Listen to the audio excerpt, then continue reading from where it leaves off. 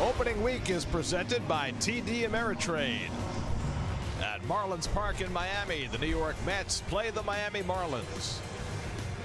New York Mets baseball on SNY is brought to you by Geico. 15 minutes could save you 15% or more on car insurance. Visit geico.com to see how much you could save. By Verizon, chosen by the experts, chosen by you. By Cadillac, visit CadillacTristate.com for exceptional offers. And by Opening Week, presented by TD Ameritrade. Moon over Miami. A reminder, alongside the kind of spacey music, that Marlins Park, from the outside, sort of resembles a spaceship. Close Encounters of the Third Kind and all that. Mets have enjoyed Marlins Park so far this week. 2 wins already under their belt. Monday tie game of the ninth. Ahmed Rosario put him ahead with an opposite field single. And on the very next pitch, Pete Alonso unloaded his first major league home run, 444 feet to center field. And the Mets were home free with a 7-3 win. Last night, Brandon Nimmo escaped injury when he was hit by a pitch with the bases loaded. That proved to be the deciding run. Mets led 5-0, but held on to win 6-5, getting a line drive double play to end it. And the Mets had 2 wins to start this series. And a pleasant good evening, everybody, and welcome to Miami. Gary Cohen, Keith Hernandez with you tonight as the Mets go for the sweep of the 3-game series against the Marlins. We came into the series talking about how if a team wants to win the National League East, they're going to have to dominate this Marlins team. So this is one of those series where you may not be happy with 2 out of 3. Well, I agree with you 100%. And the Mets, from their point of view, they've got their ace on the hill in Jacob DeGrom, and they got to feel very good about going into this game. And yes, in division, you have to beat up on the second division teams, and the Marlins are definitely that. DeGrom, 6 scoreless innings in his opening start against Washington, 10 strikeouts, picking up where he left off last year. Well, he was in 3 major jams and pitched out of them like he always does, just making all kinds of pitches. This one coming up here, he struck out Soto. I believe it was in the 6th inning right there. That was a wicked changeup.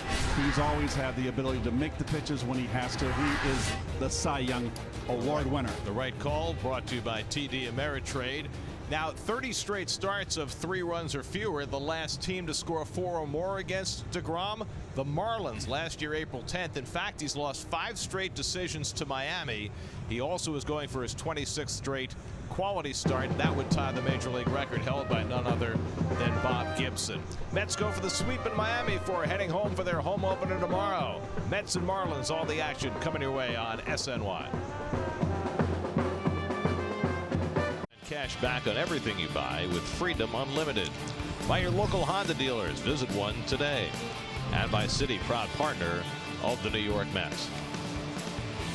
Get to Citi Field for McDonald's Family Sunday this Sunday, April 7th, when the Mets take on the Nationals at 1:10 p.m. The first 25,000 fans in attendance will receive a Jacob DeGrom Cy Young bobblehead courtesy of Citi. Purchase tickets at Mets.com/tickets. Time for T-Mobile's connection to the game. Trey Turner, who had a terrific series against the Mets in D.C., will not be at Citi Field tomorrow. In fact, he'll be out probably for at least a few weeks, as he was hit on the hand trying to bunt last night. Broken index finger, out indefinitely. Last year, Turner played 162 games. That will not be the case this year. The Nats did win today, though. They beat the Phillies 9-8. They'll be coming to Citi Field tomorrow. But tonight, it's the Mets going for a sweep of the Marlins. First pitch coming right up. Nimmo's name in the lineup after being hit on the ring finger by a pitch last night. He's good to go. Pete Alonso back in there after getting his first start off last night. Broxton and Nito each getting their second start of the season as the Mets face off against second-year right-hander Trevor Richards. Well, last year as a rookie, it was 4-9 in 25 starts. An undrafted free agent signed in July of 2000. I'll get it right here. Gary, meanwhile, Nimmo takes the first pitch for a strike, and we're underway. Go ahead, Keith. Forget it. It's okay. Anyway, he does have a tremendous changeup. Had a nice first start against Colorado, a no decision, 6 innings, only 1 run. And that changeup makes him very effective against left-hand hitters. Last year, lefties hit just .230 against him, and the righties .272. Nimmo 2 for 16 to start the year. And a base hit last night, his first time, but back got on base 3 times, and there's that changeup from Richards to get him ahead on the count 1-2. Well, all the pitchers today throw the changeup. They're taught to throw that circle change. Most of them throw the circle change, and it's very effective. You don't give away your motion. It enables the pitcher to take something off the ball. You can't throw it hard like a fastball, and it enables you to have the same motion. And few have had a more effective changeup than Richards since he arrived in the big leagues. Nimmo fouls off the fastball. In fact, last year, among all major league pitchers, Richards' changeup got the 3rd most strikeouts and the 3rd most swings and misses. The only 2 pitchers who had more were Luis Castillo of the Reds, who pitched a gem today but lost, and Kyle Hendricks of the Cubs. That's how good his changeup is. He misses with it up and away, and it's 2-2. From Aviston, Illinois, which is it's St. Louis country, just east of St. Louis. That's Cardinal land out there. It's farmland. That's not Evanston. It's Aviston. Aviston. Evanston is. Did I say Evanston? No, but it sounds almost the same. 2-2 coming. Oh. And he comes inside with the changeup and catches the corner and gets Nimmo looking for the first out of the night. That's the 10th strikeout of the year for Brandon. And this one's meant to be outside. He starts it on the off the plate in, and it sinks and bleeds back on the inside corner. Froze Nimmo, and I think it would freeze a lot of hitters. They're having a little chat right now together, telling about the movement of that changeup. Here's Pete Alonso hitting second in the order, and he takes first pitch at the knees for a strike. There's your first view of the breaking ball, little slider. 3 infielders on the left side against Alonso, who had his first pinch hitting assignment last night and struck out. And he takes a changeup for a strike, and it's 0-2. There's the shift on Peter, who really uses the opposite field. Check the count. It's 1-1 to Alonso. And he lifts one to center field. Brinson easing back is under it and puts it away for the second out. Well, he got under that one. We'll take a look at your Chase Marlins infield defense. Starlin Castro, the veteran, at second base. Neil Walker, the former Met, gets the start at first base. JT Riddle at short gets the first start against the Mets in this series. Curtis, second straight start out in left field. And there you have it, sort of. Well, that's about all there is. Well, I couldn't get everybody in. No, but you hit the high points. Here's Robinson Cano, who's in a bit of a funk right now. 1 for 10 in this series, including a 4 strikeout game on Monday. He's been pulling off the ball, and now with the way he's been swinging and what he didn't do all spring when he used the opposite field. Watch his front shoulder. He's been kind of pulling off.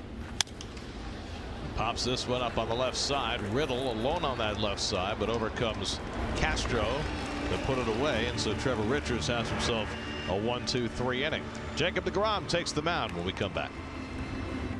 In there, leaving Don Mattingly with an all right-handed bench, trying to get some kind of an edge against Jacob DeGrom, who strangely enough has had his troubles against the Marlins. And that's why they play the games, folks. And you see Jacob's first start.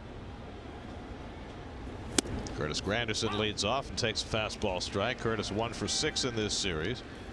3 for 10 to start the year, including a home run. And the Mets play the full shift against Granderson. Jacob DeGrom in 16 career starts, 4-6 with 3.60 against the Marlins. Last year, 0-2 in 4 starts. In fact, if you go back a little further, he is 0-5 in his last 8 starts against the Marlins. And over that stretch, his ERA is 4.5. So this has been, if any team has been kryptonite to him, it has been Miami for whatever reason. So since the middle of 2016, he has completely dominated the rest of the major leagues, but not so much Miami. And he strikes out Granderson to start his night. A little fastball by him at 97. 1 out and nobody on. Good start for Jacob. In those 4-star upstairs, you see Curtis has always been a low ball hitter. A little vulnerable upstairs.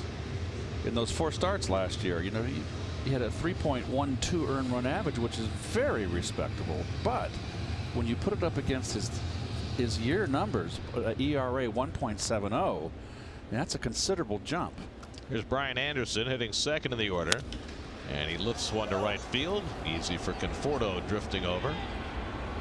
And on one pitch, Anderson retired, 2 down. Here, Metropolitan Lexus defense on the infield. Alonso back at first base. J.D. Davis is getting the lion's share. Oh, he's actually playing the first time against first start against a right-hander. Keon Broxton, as Gary mentioned, his second start in center field. And you kind of see what Mickey Callaway's doing here. He's blending in the players, the bench players, getting them some action to feel part of the team and keeping them sharp. Here's Neil Walker hitting third in the order. 1 for 3 in this series, coming off the bench, getting his first start in the series, and he takes the fastball high. By the way, Jeff McNeil would have been in the lineup tonight, but if you remember, Jeff hit his knee against the sidewall during spring training, and the knee acted up just a little bit last night. That's why he came out of the game in a double switch, and that's why he's not playing today. The Mets fully expect for him to be back in the lineup tomorrow. What was that Rolling Stones song? Wild Horses. Wild horses couldn't get me out of the lineup. Or drag you away. DeGrom behind on Walker, 2-0. And Neil fouls it off. Neil had a terrific year for the Mets when they went to the postseason in 2016. Hit 282, 23 home runs that year. But his back started acting up the next year. He spent last year as a part-time player with the Yankees. Hit 219 with 11 home runs. And now bounced to Miami, where he's 3 for 11 to start the year, and he fouls back the fastball from DeGrom, 2-2.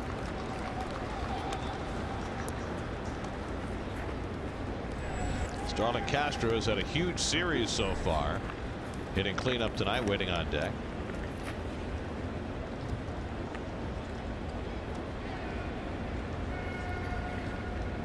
Two from DeGrom, and he runs that slider in on the fists of Walker, and he fouls it off. It's a little harder slider than we're used to seeing from Jake, more of a cutter. It was a little late bite there, not much of a break, but it doesn't matter. I mean, 94-mile-an-hour slider, we're used to seeing that from Syndergaard, right. not from DeGrom. So it is more of a cutter, correct.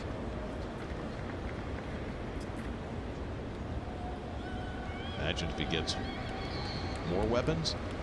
2-2. And the fastball lifted foul. He's throwing hard early, 97-98 out of the gate. Well, it makes me reminds me of when Whitey Herzog came up to me in '86 when he faced Doc, and he said, "What the heck is Mel Stottlemyre getting Doc to throw a cutter?" He goes, "He's pretty good with just those 2 pitches." Yeah, pretty good. And Walker goes down on the breaking ball to retire the side. So DeGrom with a couple of strikeouts in a 1-2-3 first inning. No score after 1.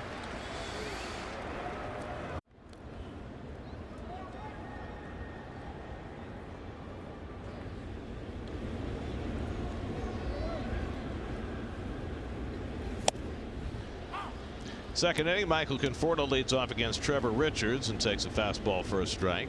Conforto 3 for 7 in this series, 7 for 21 to begin the year. And Richards misses away with a changeup, and it's 1-1. J.D. Davis on deck, and then Keon Broxton in the second. Mets faced Richards twice last September. They had some success against him the first time, scored 6 runs in 5 innings. Check swing roller down to first. And Walker feeds it to Richards for the first out. But the second outing, Richards was very impressive last weekend of the season. He threw 6 2/3 scoreless innings. Matched up against Steven Matz, a game the Mets eventually won 1-0 in 13. Right. Both his starts last year were at Citi Field. This is his first start against the Mets here in Marlins Park. And Conforto got out in front here, tried to check his swing. He's done this a couple times on the off-speed pitches so far this year, off the right-handers. Here's J.D. Davis, 1 for 5 in the series, and he takes curveball in the dirt for ball 1. Richards, 25 years old, out of Drury University, which is in Missouri, was not drafted coming out of college. Had to go play in the Independent Frontier League for 2 years. Played for the Gateway Grizzlies. The Marlins saw him accidentally. They were looking at somebody else, but saw Richards pitch a game, saw that outstanding changeup, signed him, and he made a meteoric rise through the Marlins farm system.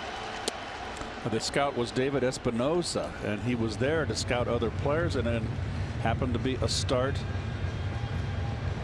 that Richards had, and found out being the most impressive guy out there, and he's the one that put in the glowing report. And it took basically a calendar year for him to get to the big leagues, and he looks like a keeper.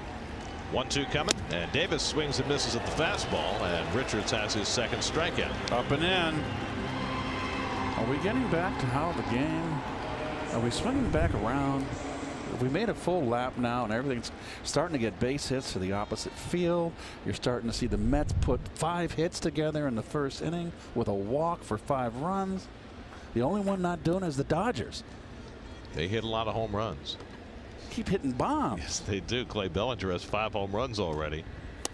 Keon Broxton takes a strike. The Mets have hit 3 home runs in their first 5 games and won 4 out of 5. The Dodgers are in a very different program. Bellinger's got 5 home runs and 12 RBIs through their first 6 games. Of course, they hit 8 in their opening day game, the most any team's ever hit on opening day. And Bellinger had a grand slam last night off Bumgarner. You know, he's been vulnerable to lefties in the past, but that's a pretty good notch on his belt. Broxton lines one the other way for the game's first hit. So he got a breaking ball and took it the other way. After Richards had retired the first 5, Keon Broxton is now 3 for 3 to start the season as a 2-out single. He swung a good bat in spring training too, and the offense has always been the issue with Keon. He's got all the tools. Plays good defense. He can fly. He's got a great physique. He's really in shape and strong. Perfect spot for him to try and steal a base with 2 out and Rosario at the plate. He stole twice in his first start of the year. Let's see if he gets a read on Richards, who has the notion as well. Meanwhile, Rosario 2 for 9 in this series, had a 2-run double in the game last night after picking up the game-winning hit on Monday night. Remember, he got that base hit to right field on the ground ball through the infield in the first night here. A big hit late. And he hits this one well out to right center field, deep in the gap. And that ball is off the fence. Broxton racing around third. He'll score easily. Rosario trying for third. The relay throw not in time. Ahmed Rosario goes the other way for a run-scoring triple. And the Mets have a 1-0 lead.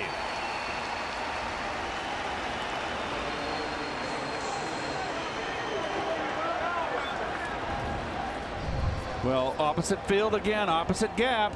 Fastball right down the middle, folks, and that's a ball you can pull or drive it to the opposite gap. And this is something that, watch Broxton fly here. A big turn there, but watch his turn around third base. He really cuts it sharp. It's fun watching those 2 guys, Broxton and Rosario, flying past each other. Well, got another speed merchant here.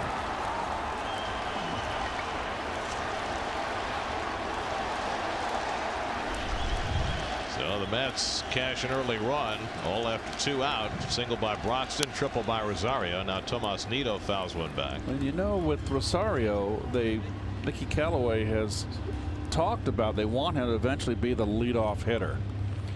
And he just don't think he's ready yet. Needs a little more plate discipline. But remember, last year he hit 9th a lot in that order and was very comfortable. They've got him in the 7th spot a couple times this year. Keep showing confidence in him in RBI positions in the lineup. Popped up shallow right, down in foul territory. Walker can't get to it. And so Nido's at bat will continue. So the progress of the young Mets here.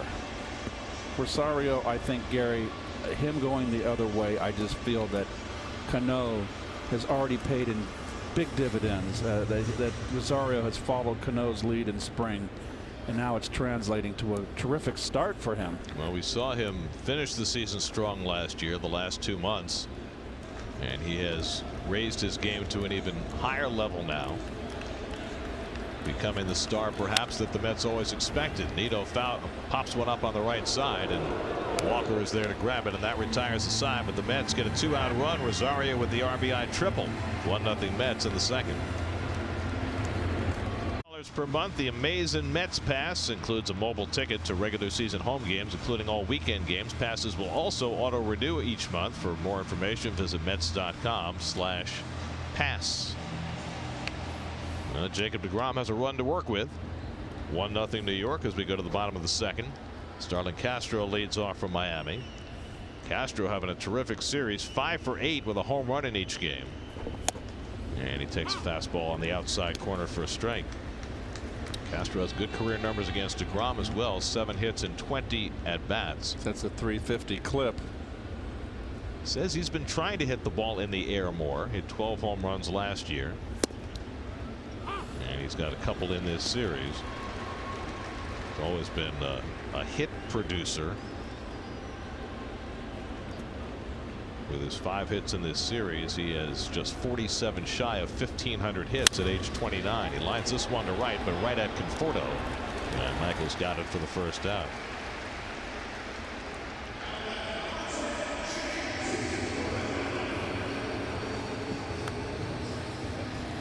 So 1 out and nobody on. And now JT Riddle making his first start of the series. Came off the bench in the first 2 games, went 1 for 3. Drove in a run with a base hit last night.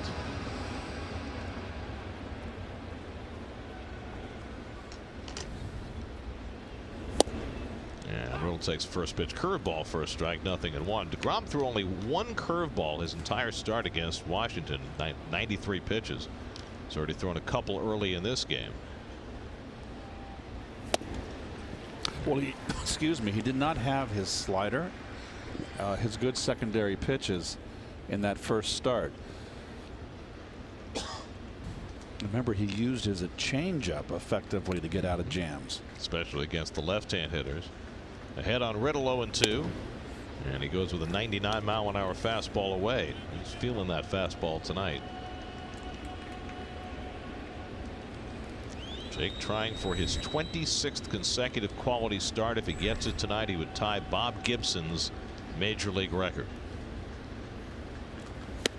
And he goes upstairs to get Riddle for the second out. That's 3 strikeouts through the first 5 batters for Jake. Well, we all know that Jake has perfected that pitch upstairs, and that's just perfect. And you can see the uppercut swing. You're not going to catch up with it. Now Lewis Brinson, who had a good night last night. He had 3 hits, only the 5th time in his career he's had a 3-hit game. The Marlins had 16 hits last night, but it translated into only 5 runs. They left 14 runners on base.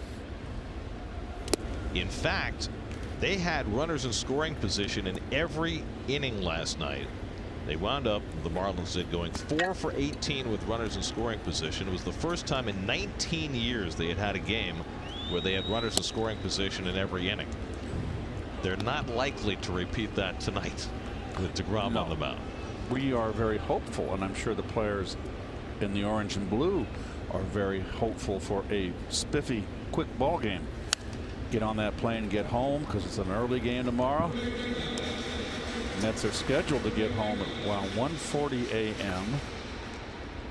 You mean land the plane at 1:40 a.m. And that means getting on the bus back to city. That's another 35 minutes, and then getting in your car and going home. So probably a lot of guys are going to get to bed around 3:30. And there is BP tomorrow.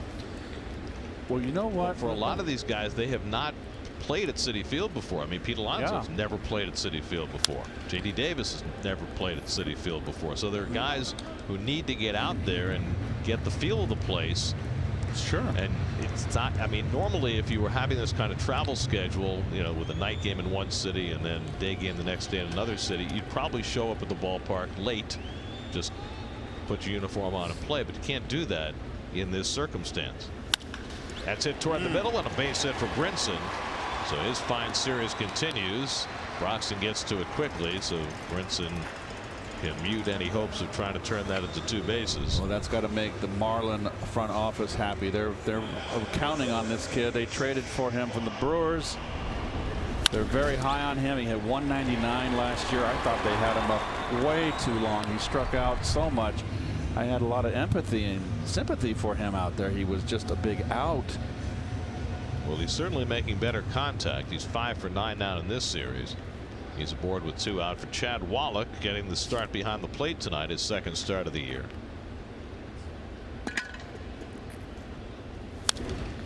Chad Wallach, the son of the Marlins bench coach Tim Wallach, who had a storied career in Montreal. So I was talking to Tim before the game, the first game of the series, or second game, excuse me, yesterday. He said the toughest pitcher he ever faced was 1984 and 1985 Dwight Gooden. And I should have asked him, well, what was the difference between 84 and 85 and 86 and 87 and 88? But not being the journalist that I am, the investigative reporter, I didn't ask. Well, you can follow up the next time we see the Marlins, because Tim will still be around. Yes.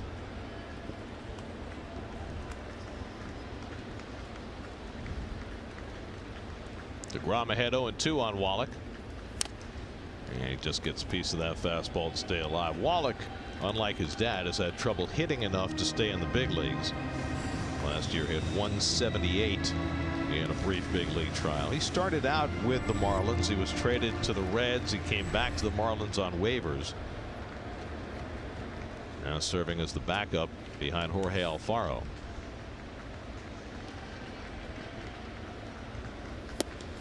It's got to be a lot of pressure on a young kid to have a father that played in the major leagues. I know you look at Ken Griffey, Moises Alou. Shoot, he had a dad and 2 uncles that played in the big leagues. Well, some guys fare better than their dads. Some guys don't. I mean, Barry Bonds, certainly outshone his dad, who was a terrific player in his own right. And just missed 2-2 to Wallach. A lot of people feel as though Vladimir Guerrero Jr. might have a chance to be as good as his dad. That's yet to be seen. But Ken Griffey Jr. certainly transcended his dad, who was a heck of a player. 2-2 to Wallach, and he pops one up behind second base, and Rosario takes charge of it to retire the side. DeGrom gives up his first hit. He's through 2 innings with a 1-0 lead. Oh, sweet. Kind of a glorious Miami sunset. Oh, it makes me want to be in an island, in a hammock. Keith, no man is an island. Roof closed tonight because they're expecting rain after the roof was open for the first 2 games of the series. Jacob DeGrom leads off as we go to the 3rd. Jacob 0 for 2 in his first game in Washington at the plate. Had 11 hits last year, and he slugs one in the air to deep right field. Back goes Herrera onto the warning track at the wall, climbing. It's out of here. Jacob DeGrom goes deep on the first pitch he sees from Trevor Richards. Jacob DeGrom's 2nd career home run, and the Mets have a 2-0 lead. And he crushed that baby. Ambush. First pitch fastball.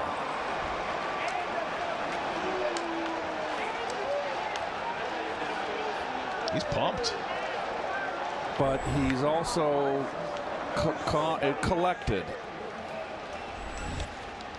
And I think that's important with the veterans on this team. Here's the pitch. First pitch fastball. Oh, right down the pipe. And he got it. Good for Jacob. We had that wonderful shot of Dominic Smith and Pete Alonso and all that jumping up and down and all that enthusiasm, which is wonderful from the young players.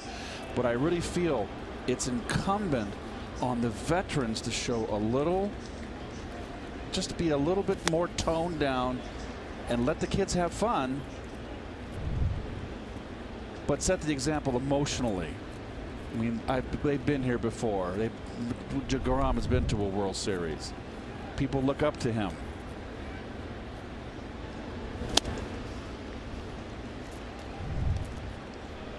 And there you go. Well, Ken Brox has been a presence on that top railing in a lot of big moments early in this season. Did you see Ramos just put a couple sunflower seeds in his mouth? He's pretty calm, pretty chill. Changeup misses down to Nimmo, and it's 3-2. Nimmo struck out looking his first time up. Jake's other home run came against the Nationals. He hit it off Joe Ross 2 years ago, and now he has his second one, and he had a real home run cut. There's ball 4. Nimmo walks on a 3-2 changeup, and that's the first walk given up by Trevor Richards. Well, what is it? It's a two-seamer. It's a fastball, fairly straight, little runaway, belt high. Adios.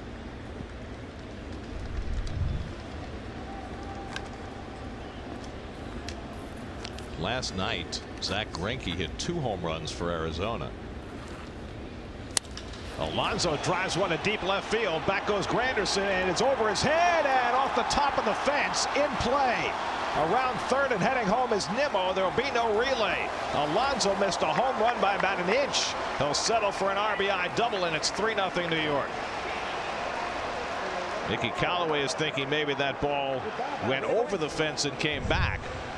But the third base umpire, Dan Iasonia, said in play. Looked like a cutter. Let's see.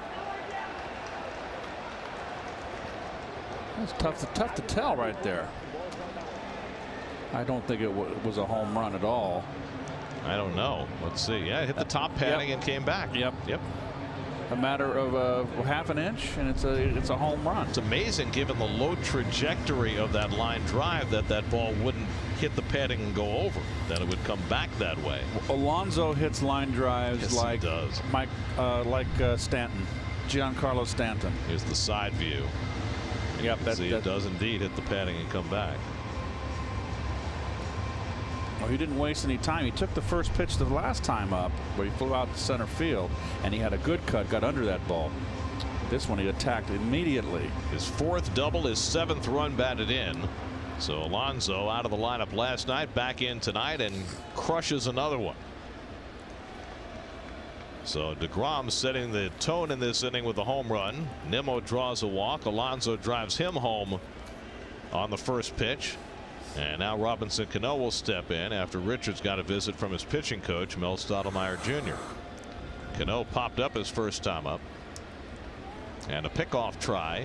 And Alonso gets his hand back in as Castro got over to cover. Nice read by Nimmo. He scored easily. He never hesitated. The play's in front. You're on first base, ball hit the left field. You don't need a coach. You make your own decision. And he's very good base runner. Scored easily. Richards has now given up 3 extra base hits to the last 5 batters. And his curveball is popped up into shallow left. Granderson coming on. Alonso tagging, but he's not going anywhere, and that's the first out of the inning. Rosario drove his triple to right center off the fence. DeGrom cleared the wall and right, and then Alonso nearly hit one out to left. So the Mets are getting the measure of Mr. Richards. Now Michael Conforto grounded out his first time up.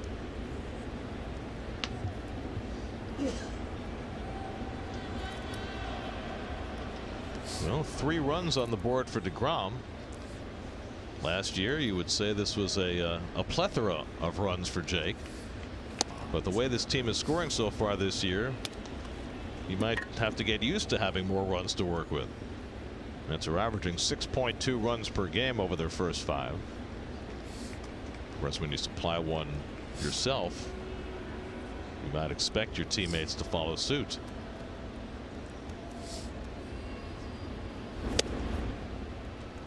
Changeup up and away to Conforto, and Richards falls behind 2-0. When you get on a pitcher early, you prevent him from getting into a rhythm, and Richards is a guy that needs to be pitched to the corners, keep the ball down. You get him out of his game.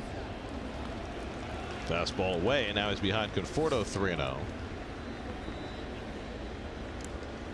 Richards made 25 big league starts last year, 126 innings.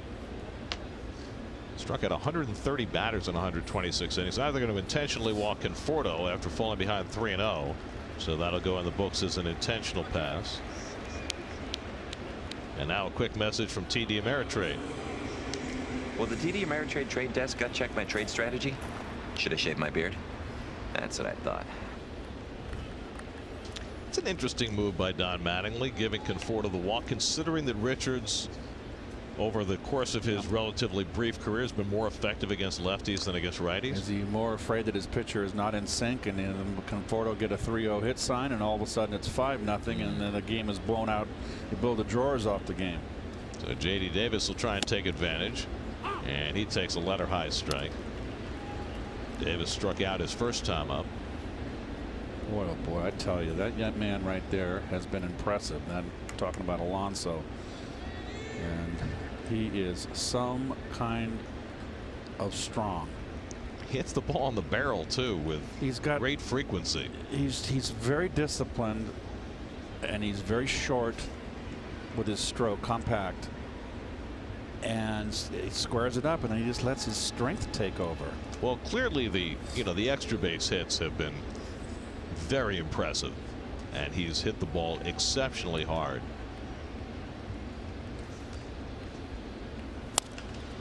And it's early, and you don't like to get ahead of yourself. But what's impressed me is the bat to ball skills. The fact that he doesn't swing and miss a lot. It escaped everybody's attention because he had 36 home runs last year, but he had 285 last year, right, which is awfully impressive for a young power hitter. Combined 285. Yeah. A ball, double A, double A, triple A. The triple A, right. I like the way he kind of gets in the box and does his little half swing, which I would love to demonstrate. And Davis has to vacate. That ball headed right in his noggin. Well, you've got Richards completely out of sync now just by putting the pressure. That is close. Been a lot of hit by pitches so far. There have been hitters over the first week of the season are being hit at the highest rate in Major League history. Last year the hit by pitch rate was the highest since 1900. So pitchers clearly are pitching more inside to try and cut down on hitters getting their arms extended. Correct.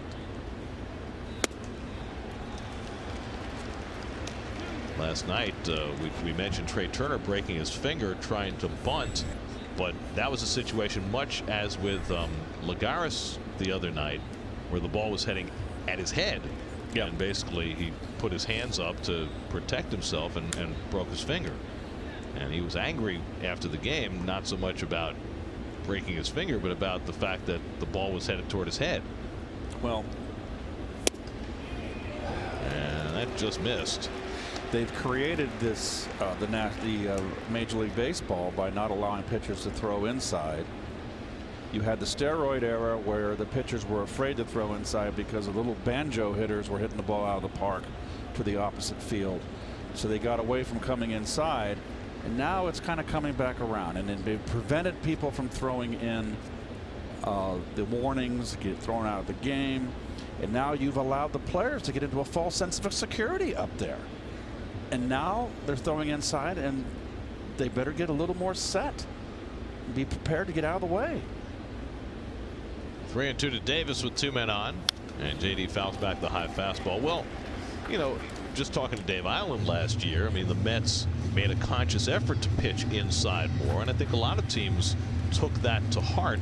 The fact that if you want to cut down on the power that every hitter is striving for now, or the vast majority are, the best way to do that is by pitching inside more. You always have to establish in. That's where the battle's won, between the pitcher and the hitter. Long turn at bat for Davis with Broxton on deck, and JD foul tips it for strike 3. Second time he's been struck out tonight. That's the second out of the inning. So 2 away. Now Broxton, who continues to sport a 1,000 batting average for the season. Now 3 for 3 after his opposite field single his first time up.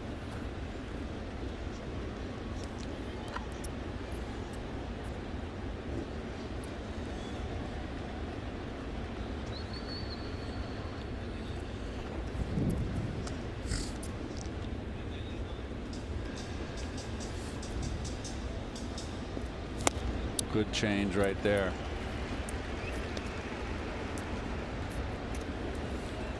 Now Broxton got a base hit, a bullet to right field, and that infield defense, they are really giving him the right side of the infield, much like they give Rosario, and Rosario took advantage of it. That's just give me something away, or I can just put middle in, middle out, and I can just play in that hole. Got an RBI single. Easier said than done. I thought you were implying you could go do that right now. I always feel I'm a better hitter when I'm sitting down. Sitting here, for sure. Looks a lot easier from up here, I'm certain. 1-1 to Broxton. And it's taken high 2-1. It's the old saying, the older I get, the better I was. Yes. The ball goes a little bit further. You hit it a little bit harder. You never struck out.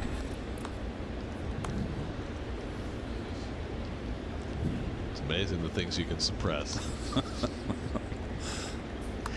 Alonso at second, Conforto at first with 2 out. 2 runs home in this 3rd inning.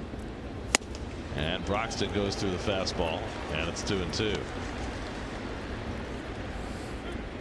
The way this inning began, I think Trevor Richards would be thrilled if he can get through it with just the 2 runs scoring.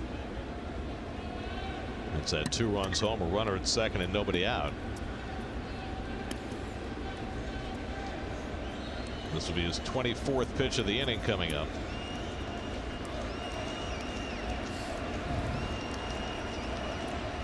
And Broxton nubs one back to Richards.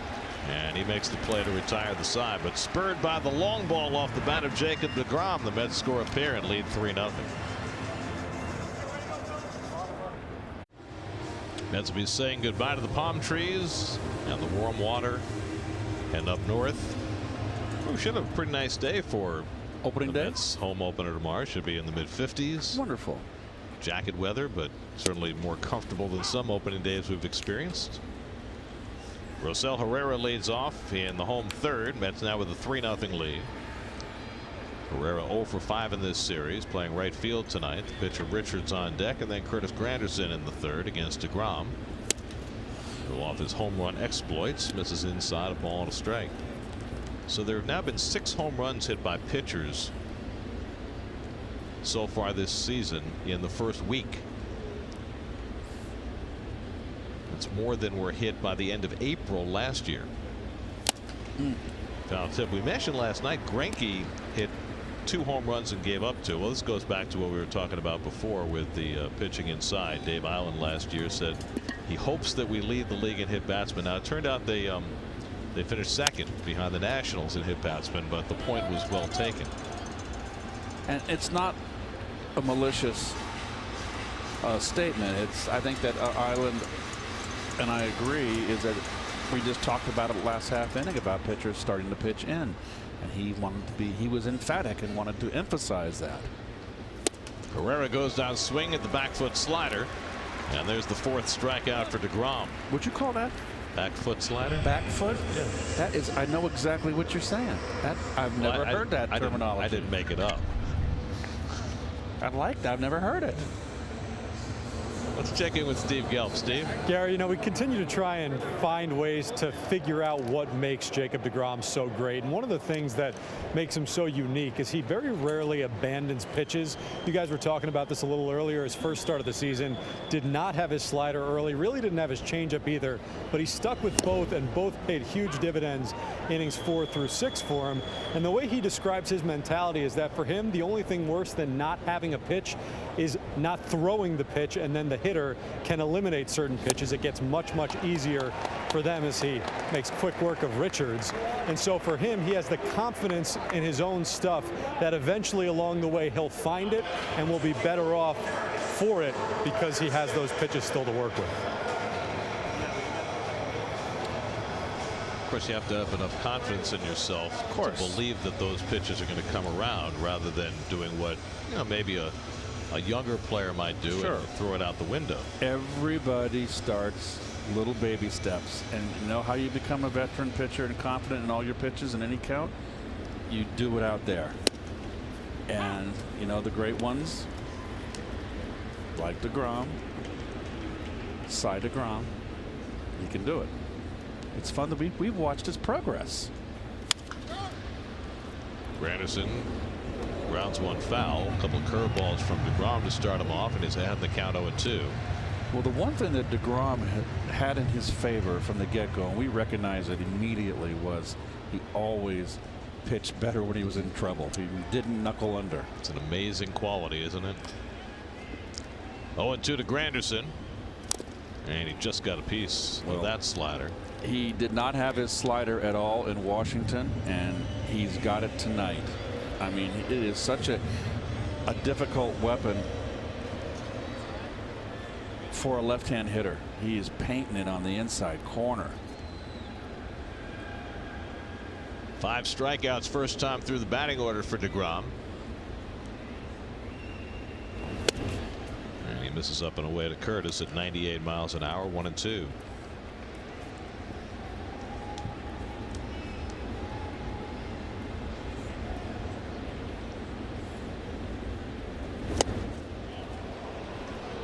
Half swing, and Granderson able to stop it in time.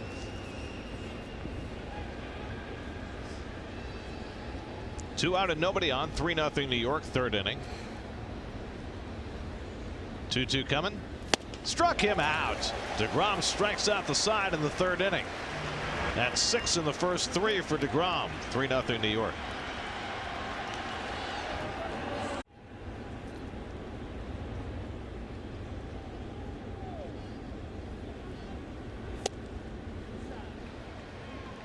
Fourth inning, Ahmed Rosario leads off against Trevor Richards. Rosario drove in the first run of the game with a triple off the fence in right center. His first triple this year. He had 8 of them last year. And Richards catches the top of the strike zone. It's 1-1. Lower third of the order for the Mets. Rosario, Nito, and the slugger DeGrom coming up in the fourth inning. Of course, you know the last pitcher to hit 2 home runs in a game for the Mets. That was Noah Syndergaard at Dodger Stadium. I was not there for that game. I saw it on TV. You were there for Walt Terrell hitting 2 home runs at Wrigley Field. Wrigley Field, yes. I remember the second one was a line drive to left center field. I've already said I'll rephrase that. If I remember correctly.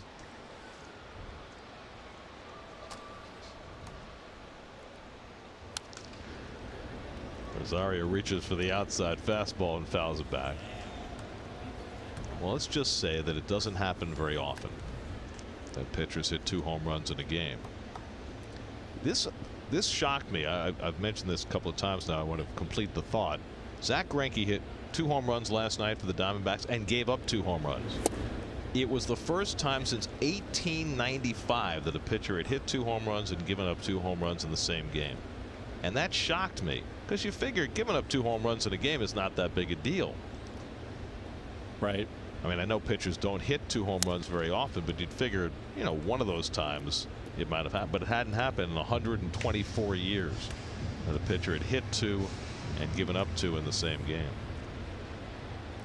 You know, I'm thinking all this conversation that we heard during the offseason. Here's the 3-2, and Rosario loops one out to shallow right. On comes Herrera to pick it off for the first out. Conversation about the potential of the universal DH down the road, and pitchers no longer hitting. Maybe, you know, pitchers are laying down their marker. You know, we don't want this universal DH. We're going to hit some home runs and show you. Well, I think that owners want.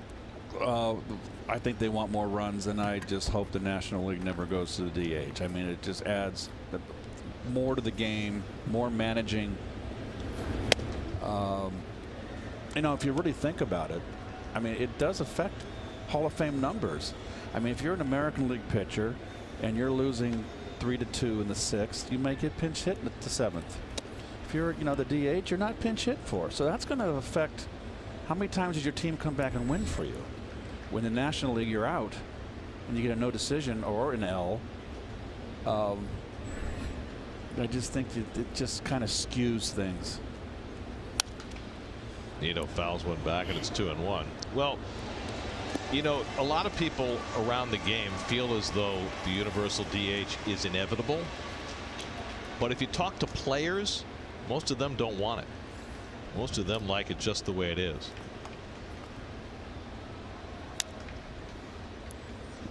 I think the pitchers relish hitting, most of them, not all of them. And, you know, there's been concern about pitchers getting hurt because a lot of them who are pitchers growing up, now that the DH is present in high school and in college, a lot of them never bat until they become professionals. In fact, until they get to Double-A. And so the concern is that they're going to get hurt at the plate or on the bases, which has happened. But you know what? This is the way baseball's supposed to be played. Like this. Boom. Pitchers always, every once in a while, going yard. It's the joker in the deck.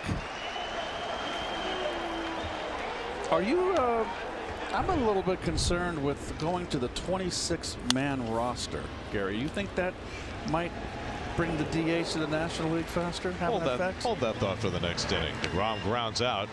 3-0 Mets in the fourth.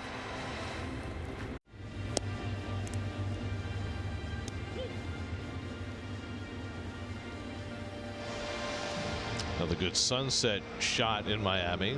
The sunset of the Mets' first road trip. Hoping to get out with a sweep. They've got a 3-0 lead. DeGrom has now thrown 9 scoreless innings to begin the season with, oh yeah, by the way, 16 strikeouts and only 1 walk. So does that make him the odds-on first week favorite to repeat as Cy Young Award winner? Long way to go. Yeah, well, that's why I said first week. I'm just wondering if he is ready to springboard to be the dominant pitcher in baseball. Well, he was that last year. I mean, the only place he wasn't was in the win column, but that's more on his teammates than on him.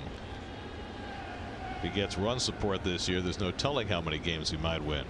Brian Anderson leads off in the 4th inning, and he takes the first pitch slider downstairs for ball 1. Anderson flat out to right his first time up. Dating back to last year, DeGrom has now thrown 22 consecutive scoreless innings, the longest active streak in the National League. And fastball poured in for a strike, and it's 1-1. Now, I held the thought in commercial break. I want your opinion on the 26-man roster. Yeah. Do you think it'll have any effect? I don't think it's necessarily related. I think the 26-man roster is more about eliminating the ridiculous September expansions. It's going to be 26 during the first 5 months of the season, then 28 in September, which I think is perfectly reasonable. So yeah, I don't know that that's related to the DH. I think the DH is more about the sensibilities of the folks in the National League, owners specifically, because they're the ones who get to make the decision. I think there are certain owners who are dead set against the DH, but I think that wall has cracked somewhat, and so I think we are more in danger of seeing the DH in the National League than we've ever been before, which is a shame. 2-2 to Anderson, and the slider fouled off. Well, it was interesting when you, Ronnie, and I, and Howie had dinner with Fred Wilpon, and Fred is the senior owner, and Fred expressed worries about the not enough runs being scored, and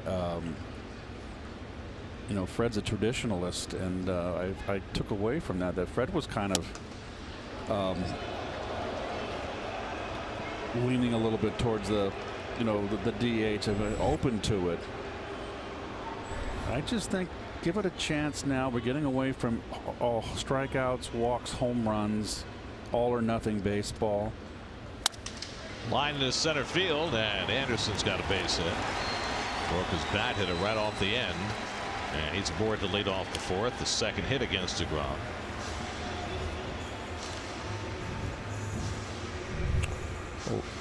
Anderson finished 4th in the Rookie of the Year voting last year in the National League, and he's off to a really rugged start. He's 5 for 26 now. Better in this series, though. He's 4 for 11 now with that base hit. So a leadoff base runner for the first time for Miami, and now Neil Walker, who struck out his first time up. That's it. Put 3 infielders on the right side, all on the dirt in a double play situation. And Walker flies one out to right center. Over in the gap goes Broxton to get it. And that's the first out. Anderson back to first. Your Spectrum high-speed pitch. Jake is topped out at 99 tonight. Trevor Richards at 91.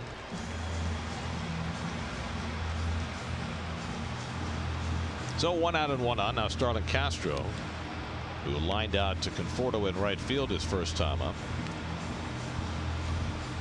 Tomorrow, Noah Syndergaard against Steven Strasburg, opening day at Citi Field.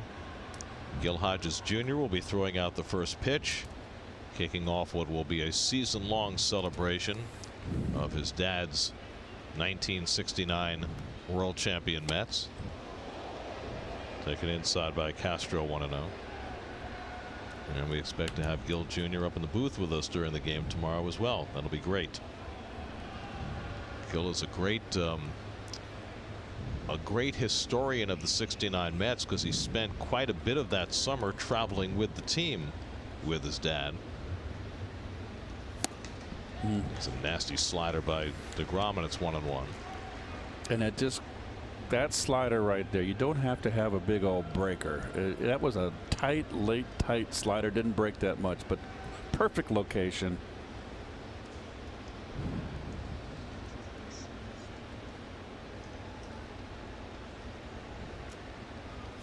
Castro drives one out to center, but Broxton with plenty of room out there in that cavernous gap, and that's the second out. Tomorrow afternoon, Syndergaard at Strasburg. Saturday afternoon, Steven Matz and Patrick Corbin. And Sunday afternoon, Zach Wheeler and Max Scherzer, who will be pitching for the 3rd time in the first 8 games for Washington. He pitched in the game last night, and he'll be pitching again on Sunday. They've had all the off days. Jeremy Hellickson is their 5th starter, and he's in the bullpen right now until they get through this period of the off days of April. By the way, I know you know this, Keith, but if you're coming to the game tomorrow, and I know you are, yes, make sure you take mass transit. Well, take the train to the game. I'm coming early before, and I got a long way to go home. I haven't been home all winter. I want to go home. I'm not going home tonight. What's your point? My point is that you should take mass transit. I know you can't take mass transit back home to Sag Harbor. Right. But you can take it from, what are you staying in Manhattan tonight? I am. Okay. But SNY is providing me with a car. So they offered, I can't say no. I'll take it. Just get there early, okay? Because the traffic is, you know, can get really bad. I've got a 9 o'clock pickup. Is that early enough? I think you make it.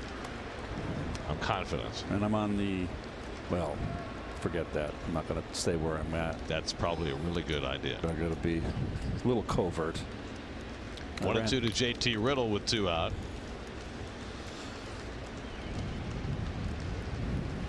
And Riddle goes down swinging at the fastball to end the inning. 7 strikeouts for Jacob DeGrom through the first 4.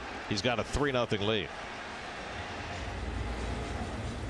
Cincinnati Freddie Peralta outdueled Luis Castillo, who gave up only 1 hit in 7 innings. That was enough for Milwaukee to beat Cincinnati 1-0. The Nats hit 3 home runs off Aaron Nola, lost the lead, and then the bases loaded walk for Jake Knoll, his first big league RBI against David Robertson in the bottom of the 9th. And they handed the Phillies their first loss 9-8. Knoll's reward, he's going to the minor leagues because Howie Kendrick is coming off the disabled list tomorrow. But it was good having you. Brandon Nimmo up for the 3rd time. Walked and scored in the 3rd. How about this? The Phillies finally lost a game today. The Phillies got off to a 4-0 start for the first time since 1915. That's hard to believe. I mean, 4-0 is not a lot to ask, right? You would think sometime in the last 104 years that they would have gotten off to a 4-0 start, but it had never happened. And who were their 1-2 pitchers, the big guns? Well, their big pitcher was Grover Cleveland Alexander. Yes. Gabby Cravath was their big bat. Oh, okay. 1915. They lost the World Series to the Red Sox that year. 2-2 to Nimmo.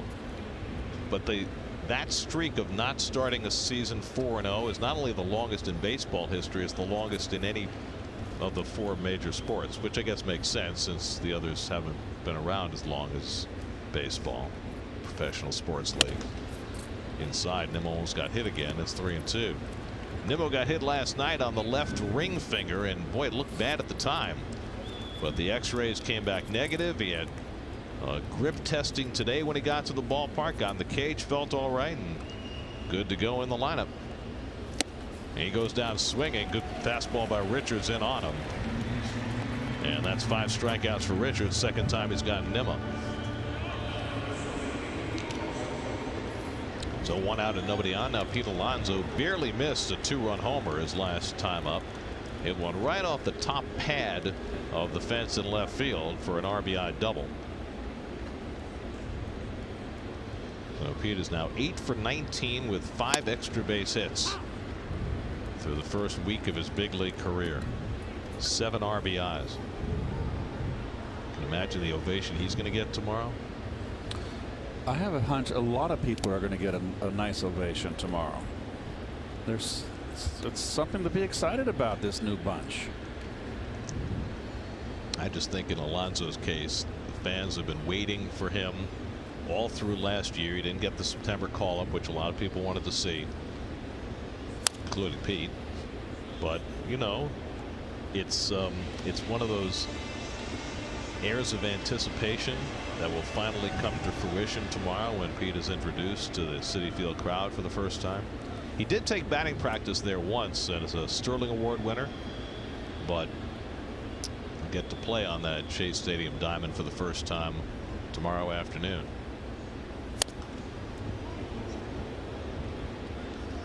Did I say Shea Stadium? That's a fine. No, it's okay. It's only been 11 years, Gabe. Garrett, I think it's time to brighten up the vocabulary. It's got a special place in your heart. Well, so does Citi Field. 1-2 coming. And Alonso wastes that one away. Oh, this is something that I thought I would not see from Alonso early on. Having quality at bats here. He's fought off some really tough pitches. You think a big bruiser like him would be a strikeout guy and could be pitched to, but I love the way he holds the bat on his shoulder. I mean, there he is. He's getting this kitchen sink thrown at him, some tough pitches, and he's staying in the at bat, and he's 1-2. That to me, Gary, is impressive. It's very quiet at the plate, Keith. You know, yep. Not a lot of movement. Don't forget too, he's got that Spanish blood in him too, and that goes a long way. Well, you were much more nervous at the plate. I was fidgety. Chases high fastball, and that's the second out. Back-to-back strikeouts for Richards. And now a quick message from Memorial Sloan Kettering. Memorial Sloan Kettering has given Jessica the ability to live her life while undergoing her cancer treatment. So Richards has now responded after a rough third inning by retiring 7 in a row and striking out 4 of the 7. He'll take on Robinson Cano with 2 out and nobody on. Cano has popped to second, fly to left, 0 for 2. And he takes the fastball away for ball 1. Mets got a run in the second on an Ahmed Rosario RBI triple. 2 in the third. Jacob DeGrom led off the third with his second career home run. Alonso drove in the third Met run with a double off the top of the fence and left. And Cano flicks one toward the second baseman, who's actually the third baseman, Anderson, who catches it in shallow right field. If you got all that straight halfway through, it's 3-0 Mets.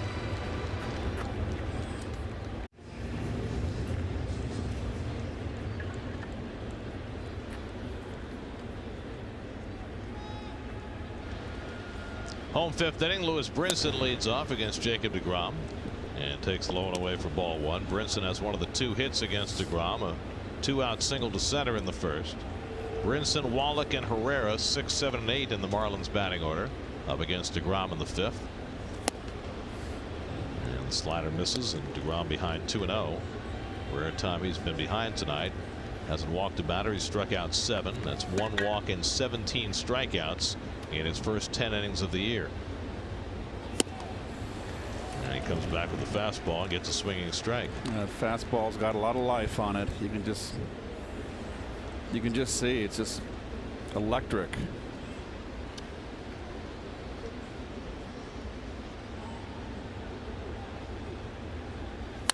And Brinson hits it toward the hole. Nice stop by Rosario on the backhand, and he gets the speedy Brinson for the first out. Nicely done by Rosario. 1 away.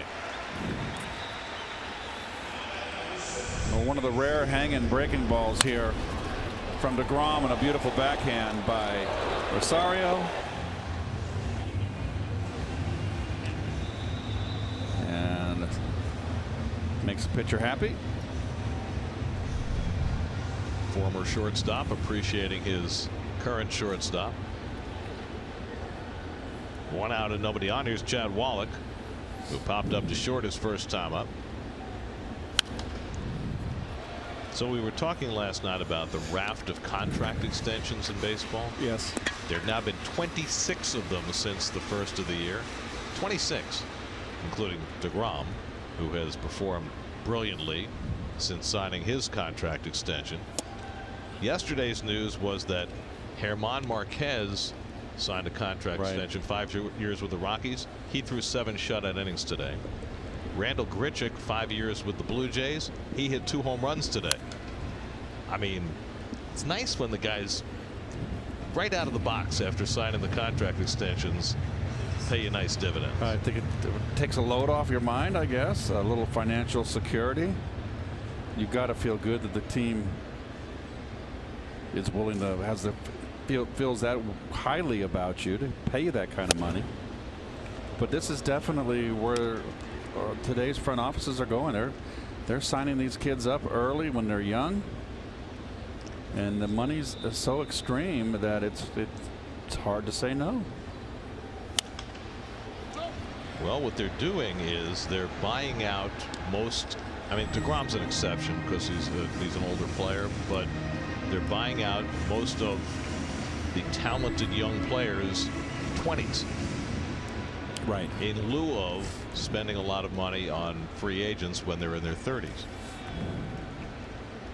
2-2 to Wallach, and he gets it with a nasty slider. 95. I don't think we've ever seen a 95-mile-an-hour slider from DeGrom before, but he has his 8th strikeout of the night. Well, that's all well and good. It's a little flat, little slider. You saw the circle on the ball. It's more of a cutter. And what's most impressive, the velocity is great to have that, obviously, but it's just a late, and it breaks late, and that means it's a tight slider. In our generation, how we described it, I don't know how they describe it in today's baseball world. Describe it as filthy. Wicked. I understand. I'm still old-fashioned. Herrera bloops one behind second, and it goes off the foot of Rosario. I think he thought Cano was going to try to catch it. Herrera heading for second, and he arrives safely. That was weird. Well, that ball could have been caught by either middle infielder, and Rosario's looking at Cano. He thought that Robinson was going to catch that ball. Yes, I did too. And it went off Rosario's foot. And I don't know what. We'll look at it to get a different angle. I don't know if it was over the head of Cano, or maybe he just shielded Rosario so he couldn't see. They're going to charge an error to Rosario, but it was definitely a distraction. Yeah, that's rough. So the first runner in scoring position for the Marlins tonight arrives on that E6. I don't think I've ever seen a play quite like that before. So now Richards, the pitcher, bats with 2 out and a runner at second. And an ugly cut on an inside fastball, and it's 0-2. Richards struck out on 3 pitches his first time up. He's 2 for 33 in his big league career.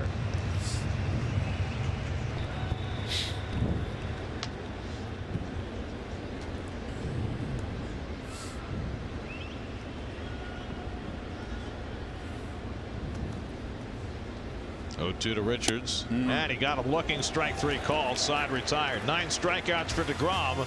He is in full command over the first 5 innings. 9 strikeouts, 2 hits, and 5 scoreless. Nothing lead. Michael Conforto will lead off against Trevor Richards. Well, they have upgraded the food selections in Marlins Park this year. Very much a taste of Miami. And they brought us a cornucopia of food. Yeah, they did. Empanadas. Yes, these are the empanadas. Chicken, pork, beef, and beef. Yeah. Burgers. The burgers look great. Yeah. Cheese pizza, pepperoni pizza. I know my daughter's watching in Denver right now with her husband, and I know they like to eat. So hang with them, pals. Everybody likes to eat, Keith. Some people just eat more than others. Like our producer, Greg Picker. We should send this down to him because he'd eat all of it. All in one sitting. It's a long flight home. I'm very tempted to have a slice. Well, go right for it then. Nobody's stopping you. Well, can't eat on the air. Well, the only problem is that the pizza's on top of your scorecard, and I know how particular you are about your scorecard. Conforto cranks one into right field for a base hit. That'll go back to the wall. Herrera plays the carom. Conforto to second, slides in safely. Will the leadoff double. That's a cranking out the extra base hits tonight. That's their 5th hit. 4 of the 5 have gone for extra bases. Got a fastball meant to be away right down the middle. Conforto covered nicely.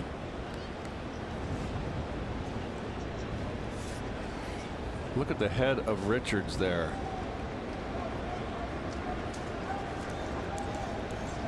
Right on the fat of the bat. Mistake. First extra base hit of the season for Conforto. He's at second with nobody out, and Richards attempts a pickoff throw, and Castro having a little fun with Conforto.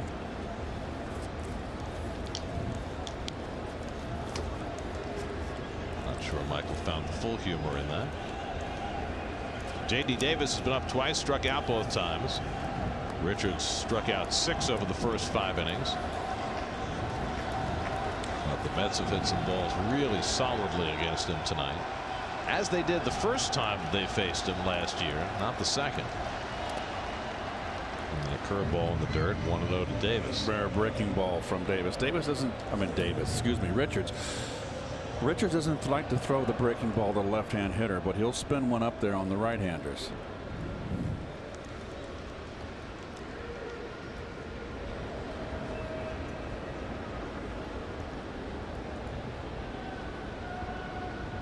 Up to 85 pitches now, working with nobody out in the 6th.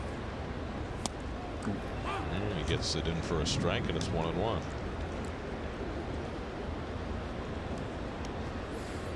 '25-year-old Trevor Richards in his 2nd full big league season.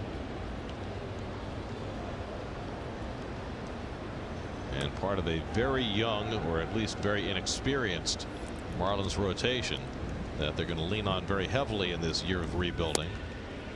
Misses barely with a fastball, 2-1. It's a call that he might have wanted to get. Looks like Richards has settled down a little bit. It got a little, after DeGrom's home run in the 3rd, got a little rattled, but he's settled in since.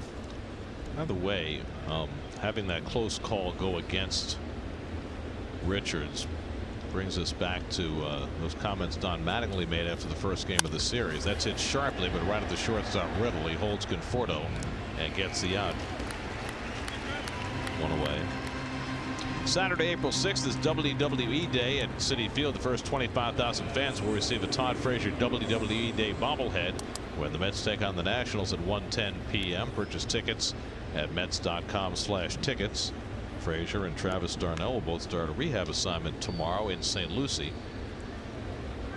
Darnell is probably only less than a week away from being big league ready. Not sure how long it's going to take Frazier, who hasn't played quite as much in those minor league backfield games as Darno has.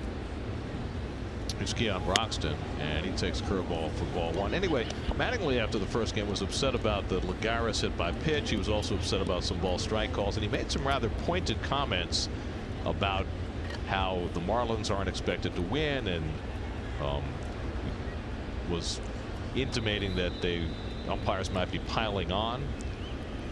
And I don't know whether he heard from the commissioner's office or whether he just decided on his own that maybe he'd gone a little too far. But yesterday, Mattingly really walked back those sentiments a little bit. He said he regretted going that far. He said it's not that there's a conspiracy against the Marlins. So whether he did that on his own or was nudged to do so, he tempered his remarks. Fastball for a strike, 2-1. I gotta believe maybe that it's my opinion that he got a call from the commissioner's office, or maybe just his own brass. You know, own brass. Yes. The brass including Derek Jeter. Yes. I mean, Derek, who was always so bland in his public statements, maybe felt as though Donnie should have been similarly bland.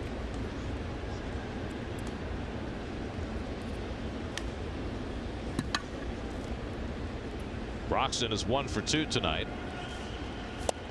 And he goes after the off-speed pitch, and it's 2-2. He's got a good little sinking changeup. When he gets it down and into the right-handers, it's a very effective pitch.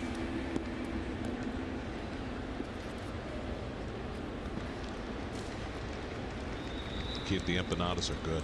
Are they? Yeah. Which ones you have? The beef. You're eating on the air? Don't tell anybody. Broxton goes down swinging on the changeup. That's 7 strikeouts for Richards, 2 out of the inning.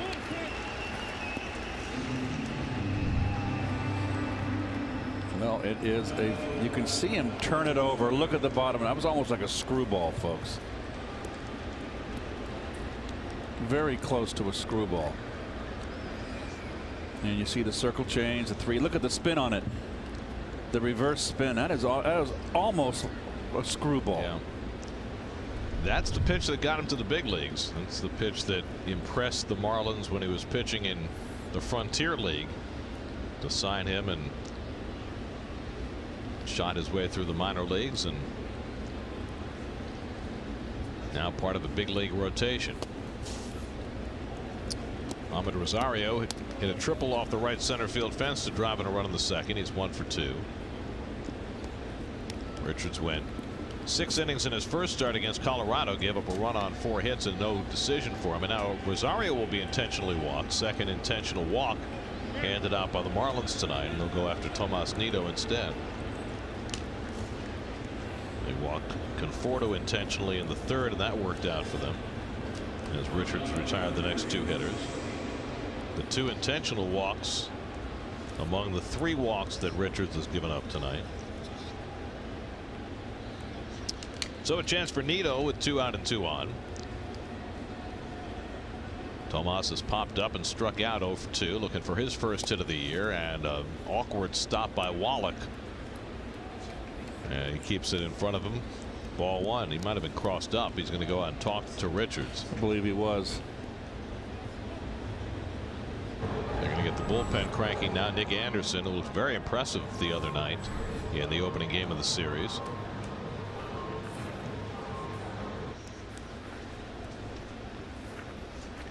Watch SNY Mets games on the go on any device. Just visit SNY.TV or download the NBC Sports app today for live streaming coverage of every SNY Mets game.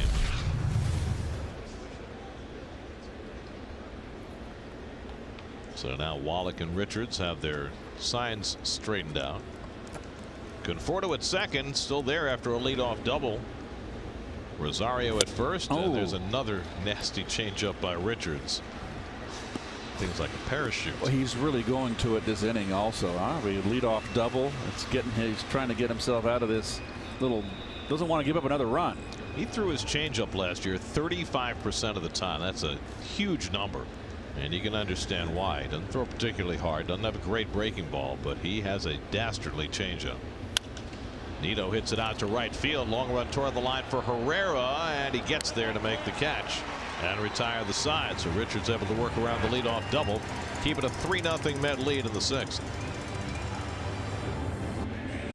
Great nighttime shot of Marlins Park, closed for the evening tonight after the roof was open each of the last 2 nights. Sitting very prettily right in the middle of Little Havana. Third time around the batting order for Jacob DeGrom.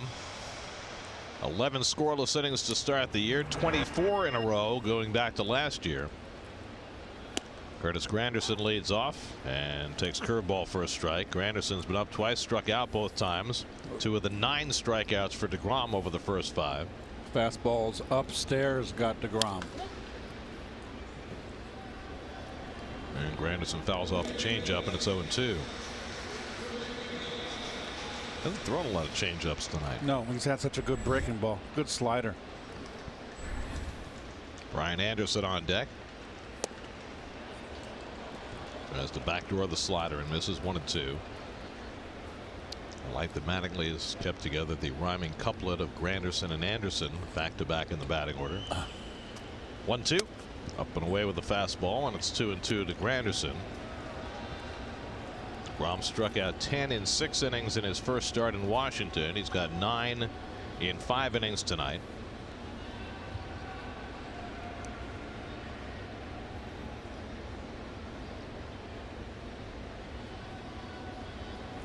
Oh, Granderson tried to hold on the back foot slider, and he did, and it's 3-2. well, that was the out pitch right there, and just a tough pitch to lay off. Good eye by Curtis. Granderson now 38 years old and still a threat. 3-2. And he walked him. First walk of the night given up by DeGrom, who wanted that call. Went right back to that slider. He threw a 2-2 to a 3-2. And that's only the second walk he's issued this season against 19 strikeouts. So the Marlins have the leadoff man on for the second time. And here is Anderson, who had a broken bat single to center in the 4th. One of the 2 hits against DeGrom. Both have been singles.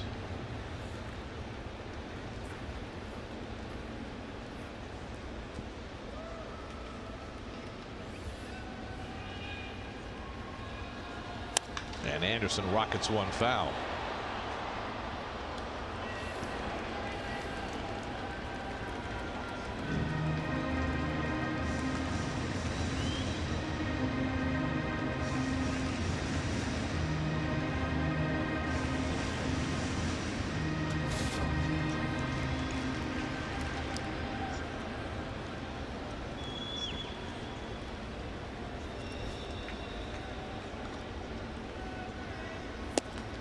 Oh, what's a strike?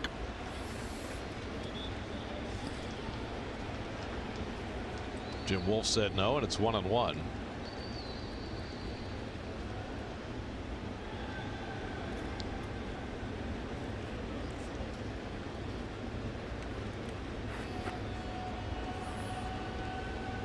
Neil Walker waiting on deck.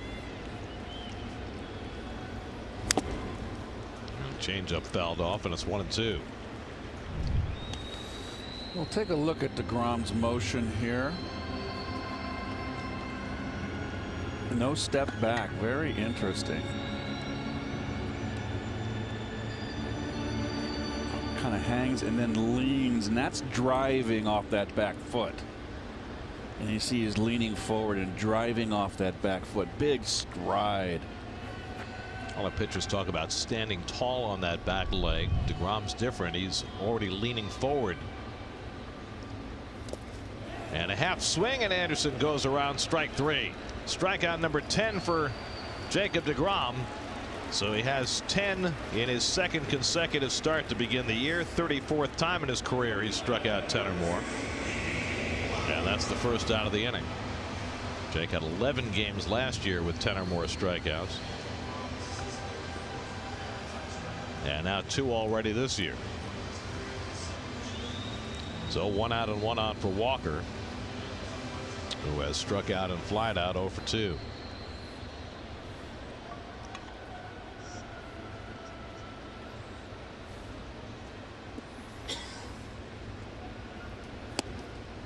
And Walker takes a changeup for a strike.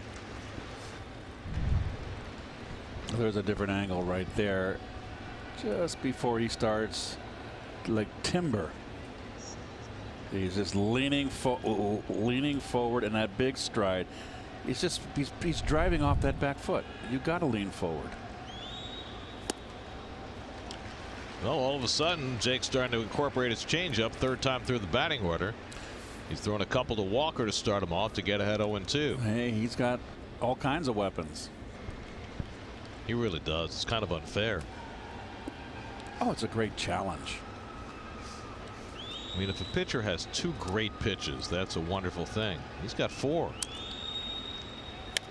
Walker flares one, and Rosario is there to grab it. And that's the second out. Anderson holding at first. And then he knows he's got that change up against the left-hander. Gets him. They're protecting the plate. They got to hang back a little longer. Then he comes inside, pops them inside, and gets in their kitchen. That's called pitching. It's called brilliant pitching. There's nobody better right now in this game.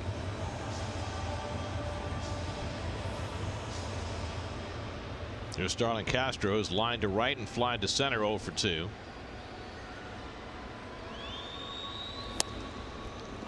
And first pitch curveball in for a strike. DeGrom trying to beat the Marlins for the first time since July of 2016. Last 8 starts against them. He's 0-5 with a 4.5 ERA. Trying to get the Miami bugaboo off his ledger, and it's really about the only roadblock he's had over the last couple of years. So that streak of 30 straight starts, allowing 3 runs or fewer. The Marlins were the last team to score 4 against him. It was almost a year ago, just a week shy of a year. April 10th of last year, they scored 4 runs in 6 innings against Jake, and no team's gotten 4 in a game against him since. 2 shakeoffs. What does he want to feature here? 0-2 to Castro. Changeup. And Nito got enough of it to keep it in front of him. 1-2.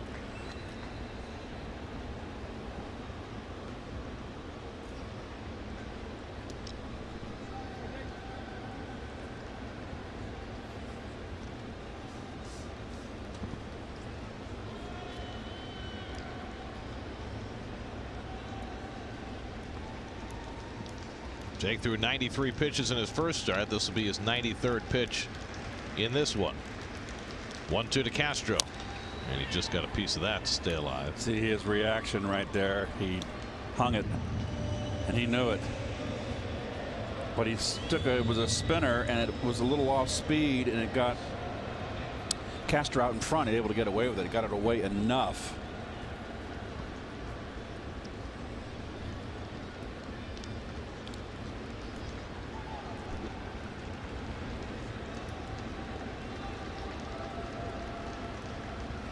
Again, the 1-2, and again Castro just got a piece of the slider.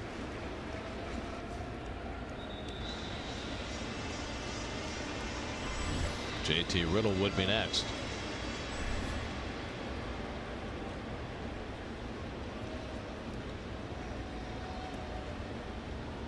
Be interesting to see if Mickey Callaway pushes DeGrom beyond this 6th inning tonight.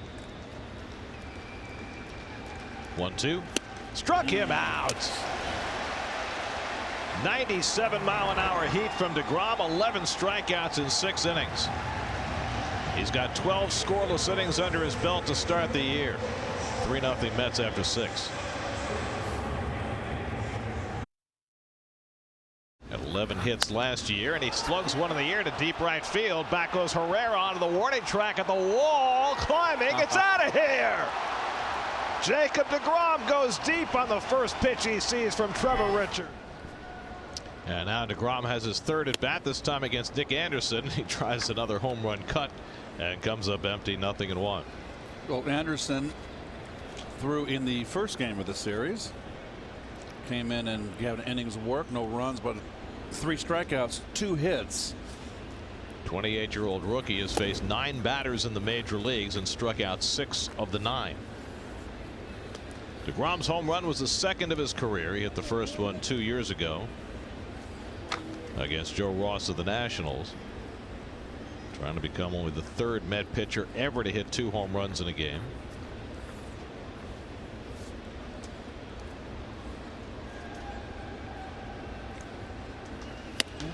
And he goes after a high fastball, 1-2. And what this means, of course, is that after he was pulled after 93 pitches in 6 innings in his first start, he's going to be pushed beyond that tonight. 95 pitches in 6 innings, and clearly will start the 7th.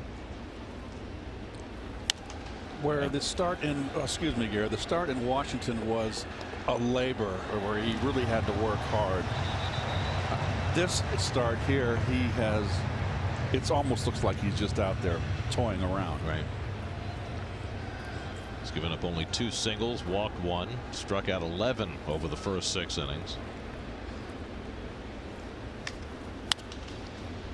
And he bounces 1 foul.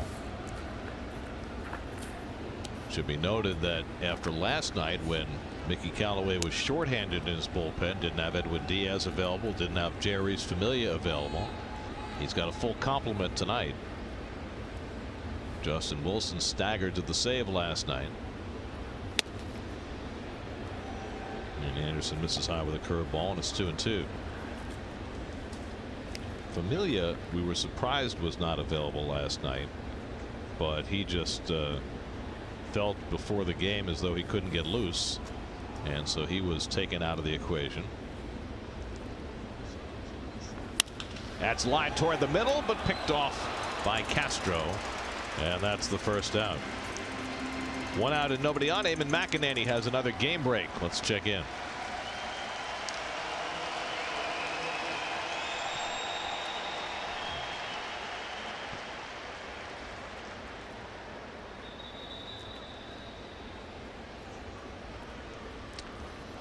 The Yankees struck out 18 times in that game, 12 of them against the Tigers starter Matthew Boyd.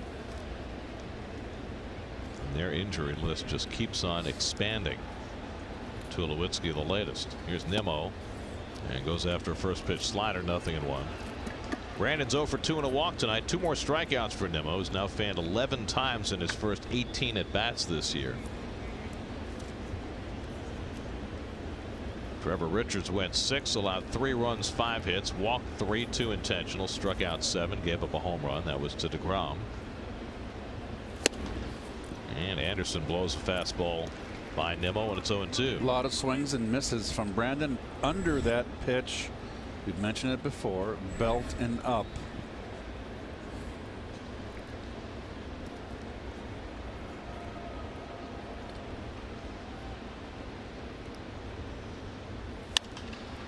Carves that one foul. Anderson's got a good stop. He got a good live fastball. Good breaking ball. 28-year-old rookie. One of these cold weather kids who's blossoming late. Grew up in Minnesota, went to college in North Dakota at Mayville State. And he just missed with that one. 1-2. That's a pitcher's pitch right there.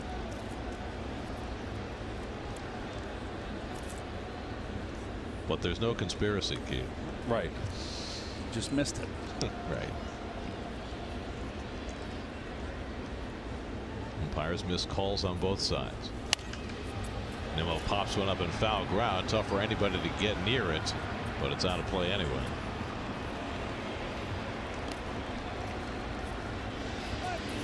Analytics people tell me that not having anybody close to the line to field a foul pop-up like that is a negligible result of the shift. And it's such a small consideration as far as they're concerned in the grand scheme of things that it's something that they barely even factor in, because it just doesn't happen that often. Now, how the pitcher feels about that is an entirely different question. Taken high, and it's 2-2. You know what I mean? Just in terms of you got to pop up. The ball lands in foul territory and doesn't get caught. How does that affect you going back and making the next pitch? What happens in the 9th inning with a 1-run lead? Hitter stays in the at bat and he gets a base hit and beats you. I mean, we'll say this as Nimmo lays off the slider and held it in time 3-2. There's less foul territory than there ever has been in most of the modern ballparks. However, there are also more foul balls than ever before. Over the last, I think I read the last 20 years, the number of foul balls per season has gone up by 11,000. There were 11,000 more foul balls last year than there were 20 years earlier. But there are fewer outs on foul balls because more and more of them reach the stands because there's so much less foul territory. And the new modern parks too, with getting the fans closer to the field. Most of the parks today are very hitter friendly, not a lot of foul territory.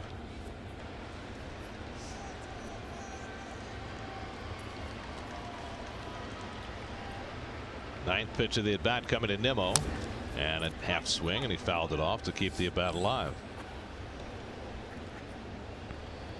So Anderson having to work hard to his first couple of hitters. 7 pitches to DeGrom, and now 9 pitches deep to Nimmo, with Pete Alonso waiting on deck. Mets have had just 5 hits tonight, but 4 of the 5 have been for extra bases. DeGrom's home run, Rosario triple, Alonso and Conforto double. And Nimmo takes strike 3 call. Fastball caught the inside corner, and Nimmo is struck out for the 3rd time tonight. Here's your G pitch cast. Yeah, that got the knees. Too close to take. That's got the knees to me. So 2 out and nobody on. Now Alonso 1 for 3, doubled off the tippy top of the left field fence for a double that drove in a run in the 3rd, and takes a slider in the dirt for ball 1. I love how the catchers just throw the ball away after the ball's in the dirt. I'd try to get away with it and get that ball back to the pitcher and see if you can sneak a little scuffed ball back to him. I don't think pitchers want to pitch with scuffed balls now. I don't think they're really versed in how to make a scuffed ball work for them. It's a lost art. It just stands to reason. The whole, you've got the seams, you throw a curveball, so when you spin it, you get the 4 seams to grab the air. And if you have a scuff on,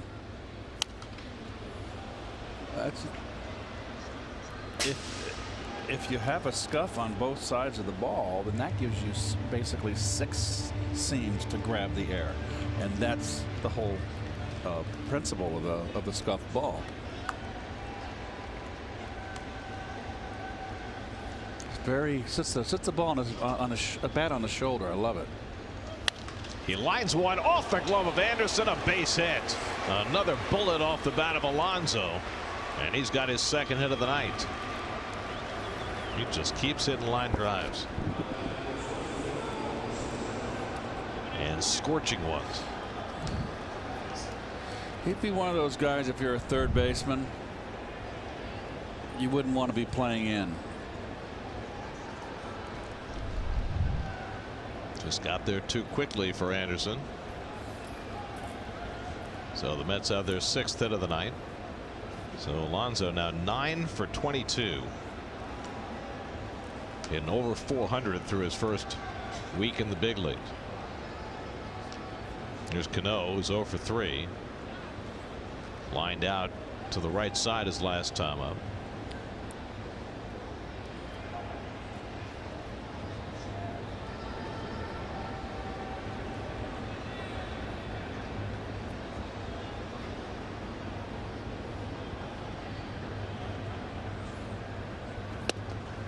Cano taking all the way, ball 1.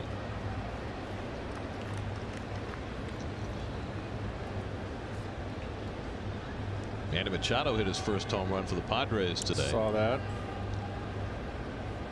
They beat Arizona. Last night Machado got involved in a little bit of a Machado play.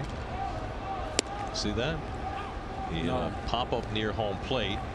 He kind of brushed the catcher and then dropped his bat right at the catcher's feet, and the catcher dropped the ball, and he was called out for interference. Yes, rightly so. Always reminds me of when A-Rod ran to first base and knocked the glove out. Bronson Arroyo. Well, how about when he went past third and yelled, "I got it," as he ran past.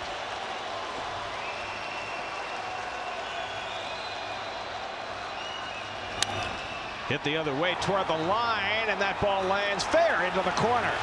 On his way to third is Alonso. He's being waved home by Gary DeSarcina, and he'll score without a throw. It's an opposite field double and an RBI for Robinson Cano, and the Mets stretch their lead to 4-0.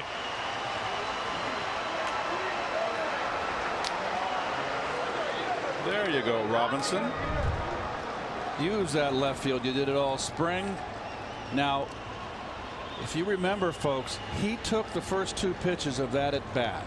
And I think that he did it on purpose. He's probably telling himself, I've been out in front. I'm pulling off. I'm going to get up here and I'm going to take 2 pitches and pretend like I'm approaching. I'm going to stride like I'm going to hit it. But I want to see the ball. And maybe I can see, you know, I'm that much out in front. I can wait that much longer. So I think that was what was on his mind that at bat. And that's the line drives we saw all spring training. Austin Bryce up in the Marlins bullpen. Cano homered in his first at bat as a Met, and that's his first extra base hit since. This ball's away, and he just goes right with it. Hits it right up at the plate.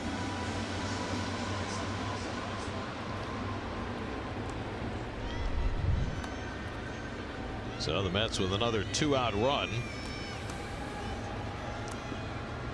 And now Conforto, who doubled his last time up, 1 for 2 and a walk tonight.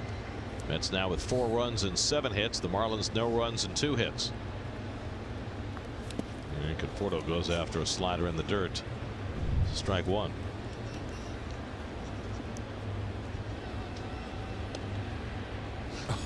Well, get out of the way. That's a big guy coming in.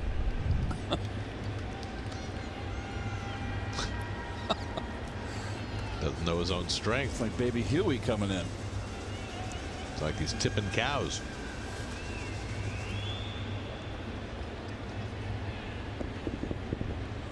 Shortstop hole open for Conforto. 3 infielders on the right side on the triangle. And the fastball from Anderson buzzes in for a strike, and it's 0-2.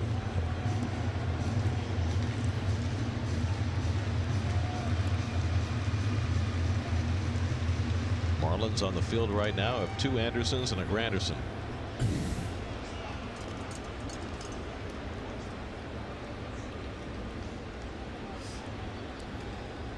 I guess Granderson is just a grander version of Anderson.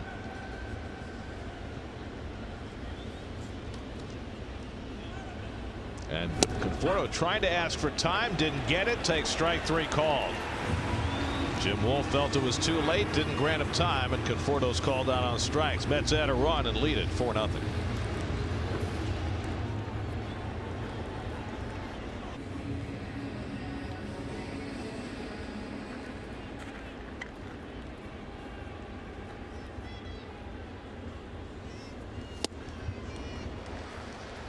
Seventh inning, Jacob DeGrom starts off JT Riddle with a nasty changeup and gets ahead 0-1.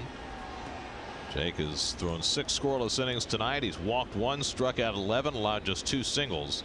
He's now got 25 consecutive scoreless innings dating back to last year, the longest scoreless inning streak of his career. And this curveball that has Riddle fooled, and it's 0-2. He's unleashed all the weapons tonight. It's been fun to watch. Like, he's in complete command, but you know, in any moment it can all blow up on you. Riddle's already struck out twice tonight. And the back foot slider misses, and it's 1-2. Lewis Brinson on deck, and then Chad Wallach. Luis Avilan is up in the bullpen for the Mets, with DeGrom approaching 100 pitches for the first time this season.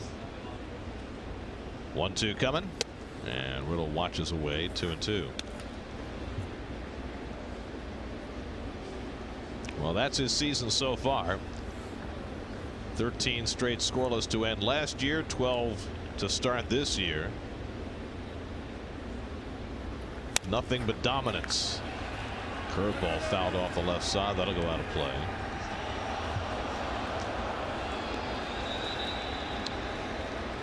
and you're watching a pitcher who last year was at the top of the charts in every respect, maybe getting better. It's hard to believe, but it might be the case. There comes a point when someone steps up and ups his game to the elite and becomes one of the dominant pitchers, and I think Jacob, it's his second start. He's a Cy Young Award winner too, so I just think he is establishing himself now as an elite pitcher. I mean, since Doc Gooden's seminal year in '85, only Zach Greinke had an ERA that low, and DeGrom did that last year. And you know, the conventional wisdom was that no matter how good Jake was going to be this year, he could never duplicate what he did last year. But maybe he can. In the as far as the ERA is concerned, don't think, I know wins mean nothing in today's game supposedly with analytics. Don't think that as Riddle strikes out for the third time, this time on a changeup, that's a dozen for DeGrom. Don't think that for a minute that DeGrom doesn't want to win 20.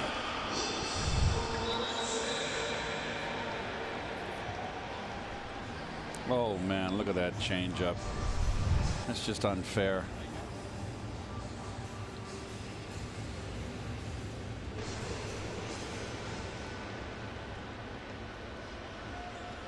So one out now, Lewis Brinson.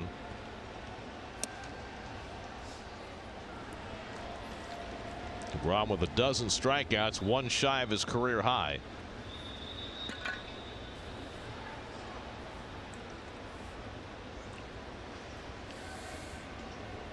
I mean, you know, Jacob was 10-9 last year in a Cy Young year and 170 ERA. The only thing that probably eats at him is and a lot of it out of his hands was the lack of run support and tough luck. And I know he wants to win 20 games. He wants to put a stamp on it.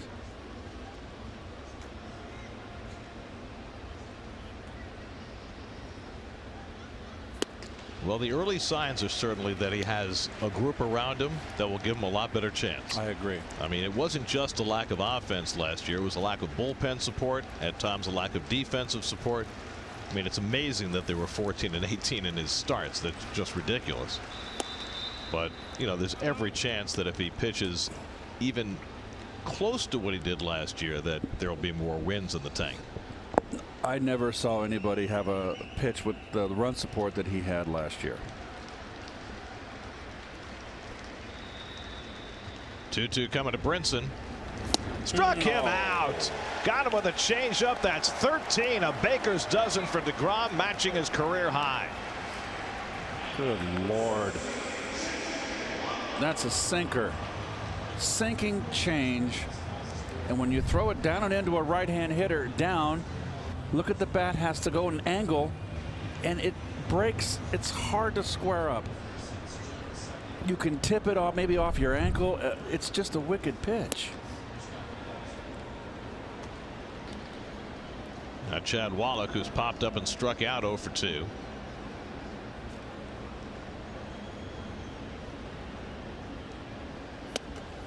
Now this is undoubtedly the end of the road for DeGrom tonight. And now looking to finish with a flourish, being pushed to 110 pitches and beyond.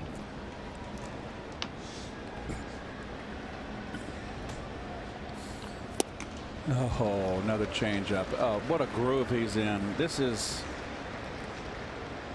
a masterpiece. And it's just a shame in today's game that you would see DeGrom would go 9 and maybe strike out 18.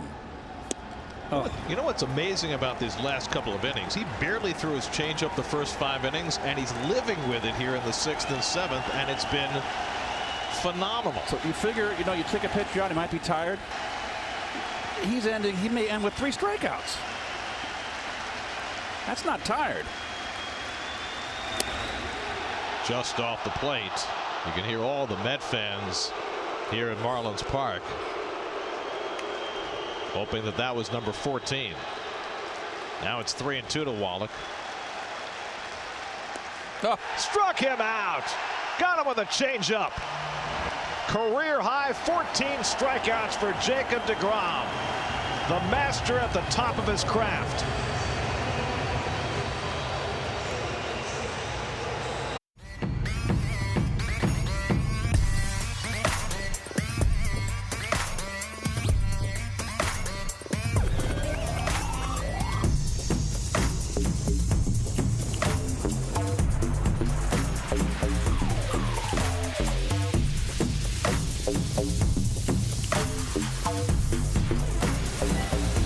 Seven scoreless innings, 14 strikeouts, and a home run to boot. Jacob DeGrom getting the Marlins monkey off his back. He hadn't beaten the Marlins in the last 8 times he faced them. He's got a crack at one tonight with a career high in strikeouts and his second career home run along the way. And the bullpen's got to hold it for 2 more. 6 outs. Tonight's start is brought to you by People's United Bank. 114 pitches for DeGrom tonight. Austin Bryce is on to pitch for the Marlins. J.D. Davis takes a curveball inside for ball 1. Miguel Rojas now playing shortstop in a double switch. He'll bat 9th, and Bryce will hit in the number 5 spot. Bryce pitching for the 2nd straight night. Worked a 1-2-3 9th last night. I mean, what else can you say about the guy? He's just the most dominant pitcher in the game right now. 2 starts in, yes. Well, last year too. Yes. Yeah. So it goes. The beat goes on. 14 scoreless innings to start this year, or 13 to start this year. 13 more at the end of last year. That's 26 straight scoreless innings, and over that span, 40 strikeouts and only 2 walks in that 26 inning span. You just can't be any better. Well, Nito's going to get a lot of attention in the clubhouse about the stuff that DeGrom had tonight.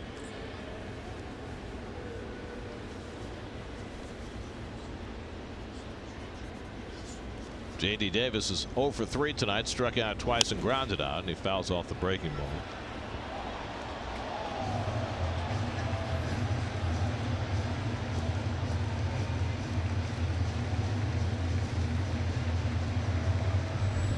Jerry's Familia getting ready to pitch the bottom of the 8th.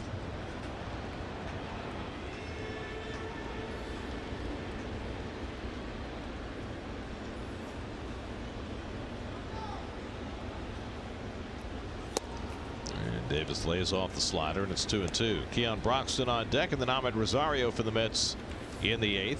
Mets got a run in the 2nd on Rosario's RBI triple, 2 in the 3rd, highlighted by DeGrom's home run and Alonso's RBI double. Cano's RBI double brought in a run in the 7th.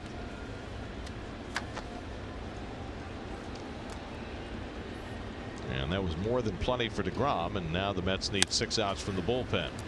Rojas just into the game, bobbles the ground ball, and Davis is safe. So Rojas, fresh off the bench, boots the first chance he tries to handle, and the Mets have a leadoff base runner. Ball came up. Nothing wrong with what he did.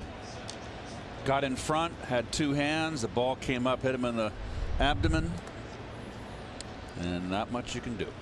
An error nonetheless, and the Mets have the leadoff man on with Keon Broxton coming up. Broxton is 1 for 3, singled and scored a run in the 2nd. Mets trying to finish off a sweep of the Marlins before they go home to play the Nats tomorrow afternoon in the home opener. And a curveball in for a strike. The Nats are in New York, sitting and waiting after playing a day game today. And with an extra innings, didn't they? No, they bottom didn't? of the 9th. Oh, okay. I thought it was. I thought it was the 10th. But it was a 1 o'clock game. I understand. In Washington. Go figure. And the Mets are playing a 6 o'clock game in Miami. Go figure. Well, little dribbler, and off the mound comes Bryce. His only play will be to first, and he gets Broxton for the first out as Davis moves to second. I've said this once before, and I'm only going to say it one more time. It is unconscionable that Major League Baseball allowed this to happen. It would be bad enough at any time, but for a team to go home for its home opener after flying 2.5 hours from Miami after a night game to play a day game at home is absurd.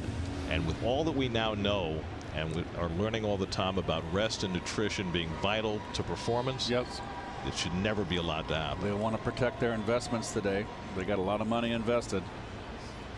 What do we got? Hardly any AstroTurf. Only Toronto's left in Tampa. Here's Rosario, and a half swing, and he went around 0-1. I got to think that my bad back was, I counted one time when San Francisco had turf for a couple years and they put it on concrete. Of the 162 games, I was playing 81 at home with the Cardinals. It was like 127 or 128 games were on turf.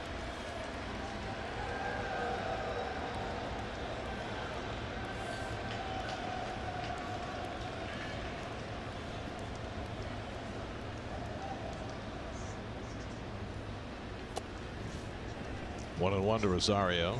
Here's your TD Ameritrade Mets box score. Alonso with 2 more hits. Almost had himself a 2-run homer, missed by about an inch. Settled for an RBI double. Rosario, Cano with RBIs, and then of course DeGrom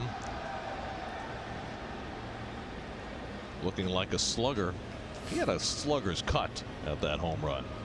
It was a thing of beauty. 1-2 to Rosario.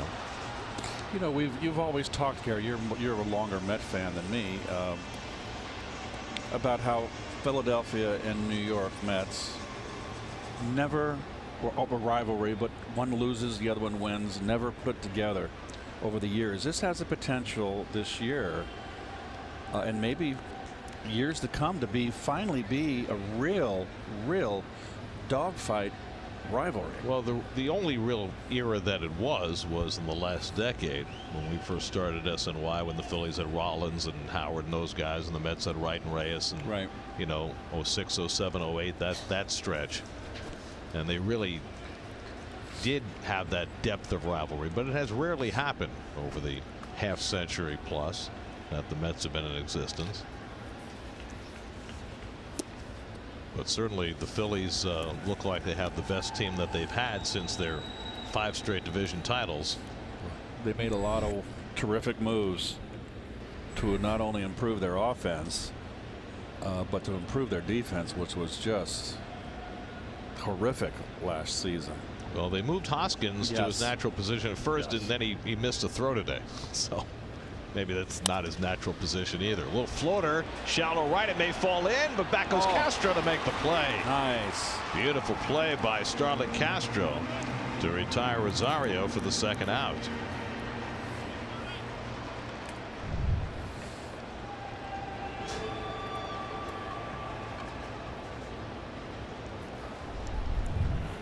Made that look easy. He did, and I thought it was going to drop.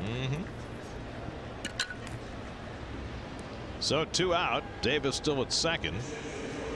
And now Dom Smith will bat for Tomas Nido. This is interesting, with a 4-run lead to take your catcher out of the game, necessitating Wilson Ramos catching the last 2 innings.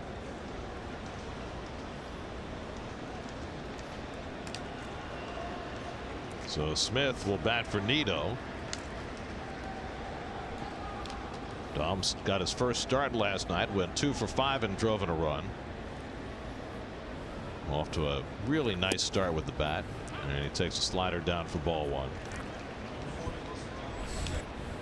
Wilson Ramos, who's going to be coming in the game anyway now, on deck to bat for DeGrom. That's a run out there. 5th run is always important. A grand slam can't beat you. I just mean with a, you know, again, with the day game tomorrow in New York and Ramos going to catch that game, I thought maybe the bad hop goes into right field. Here comes Davis trying to score. The throw to the plate. Davis gets in safely. The ball comes off the lip of the infield, takes a kangaroo hop, and the Mets get an enormous break to get that extra run in. It's now 5-0.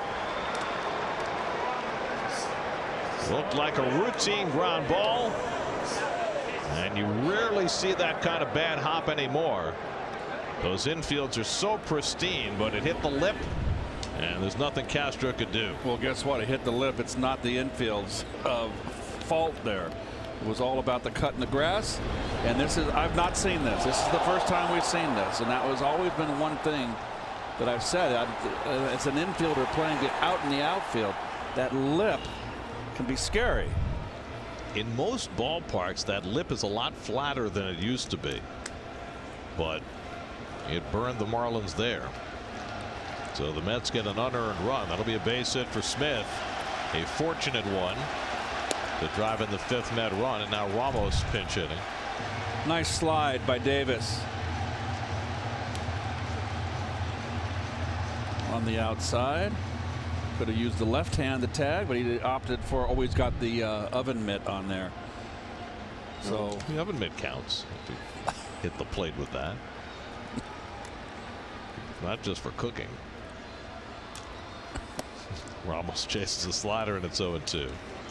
Anyway, I figured with the day game tomorrow that they would not want Ramos to get on the field tonight, but Mickey Callaway will have him catch the last 2 innings. There is a possibility that sometime down the road the Mets might want to carry 3 catchers. Travis d'Arnaud is probably a week away from being big league ready. And Ramos lines a base hit, and that'll bring in another run. Smith comes in to score. Wilson Ramos just keeps on hitting. A pinch hit single to drive in a run, and it's 6-0 Mets.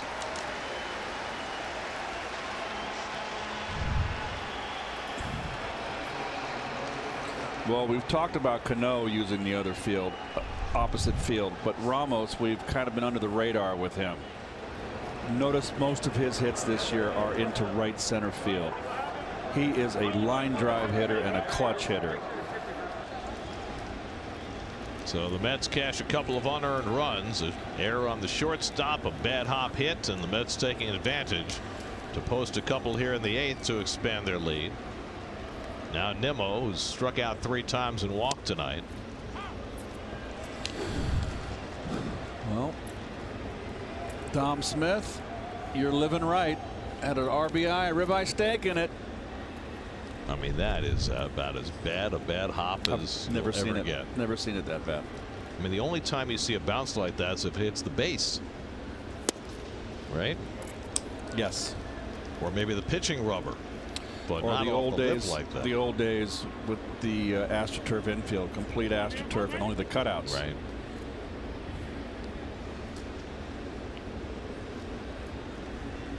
Here's the thing that I want to know, and you weren't around for this, and obviously most of the people watching weren't. But back as late as the 1940s, players used to leave their gloves on the field. Yes. Right? Usually at the edge of the infield like that. And I wonder how often the ball hit the glove lying on the field. But didn't the other opposing team use their gloves at one No, point? not necessarily. Well, they shouldn't have let them do that. But they were playing on cow pastures back then. Well, they also had, the infields weren't as manicured. There was, if there were papers on the field, they didn't pick them up as readily. There were a lot more variations. You have to pay a little stricter attention if you were playing the field in those days. The game has certainly evolved.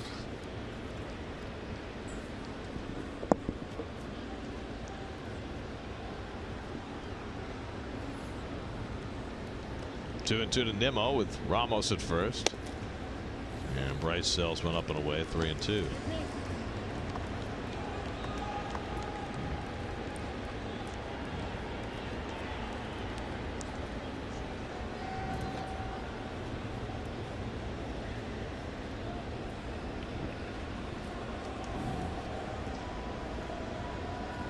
Three-two coming. And it's inside. Did he stop the swing? He went around. Strike 3. So Nimmo dons the golden sombrero. 4th time it's been struck out tonight. But the Mets cash a couple of unearned runs. Up bad hop. 6-0 Mets in the 8th. Figueroa recap Pete Alonso and the Mets first week. Plus get you ready for tomorrow's home opener on the latest Shea Anything podcast. Search Shea Anything and subscribe wherever you listen to your podcasts. Lots of changes for the Mets as we go to the bottom of the 8th. Wilson Ramos stays in to catch. Dom Smith stays in at first. Keon Broxton will move from center to left. Juan Lagares in to play center. And Luis Avilan will pitch in the bottom of the 8th. Well, Avilan was a guy that didn't expect to make the ball club. They were looking for a left-hander. And he has an excellent changeup. He's a veteran.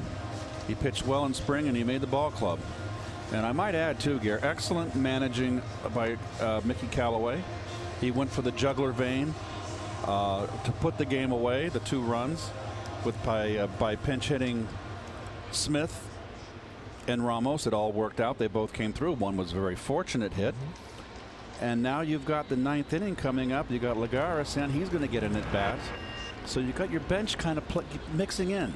I don't disagree with that, Keith, but I think, play devil's advocate, I think they've got to be careful with Ramos because of his injury history, because he's a little older player. I think they really need to watch it on days that he's not starting, and I think it's really an argument for the Mets to carry 3 catchers. It's fine to have Ramos as a pinch hitter, but to have him catch on days when he's off, I think is a bit of a slippery slope. I know it's early in the season, but it's something that bears watching. Well, the Mets, as we stated, all the games in division, quick start. You got Philly off hot. Talking about dominating the Marlins, a second division team, and that's really the only second division team. It's young, got talent, but it's got a ways to go to dominate them. And a 4-0 lead. Now you got a 6-0 lead. The game's blown open. Right. And you want to you go home. You want a 5-1 road trip coming into opening day. It's a good feeling for this young team. It's a very positive road trip if it ends at 5-1. 2-2 to Rosell Herrera, and he takes the low away. 3-2.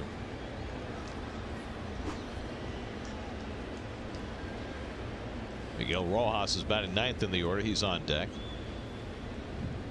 Herrera's 0 for 2, a strikeout, and he's reached on an error.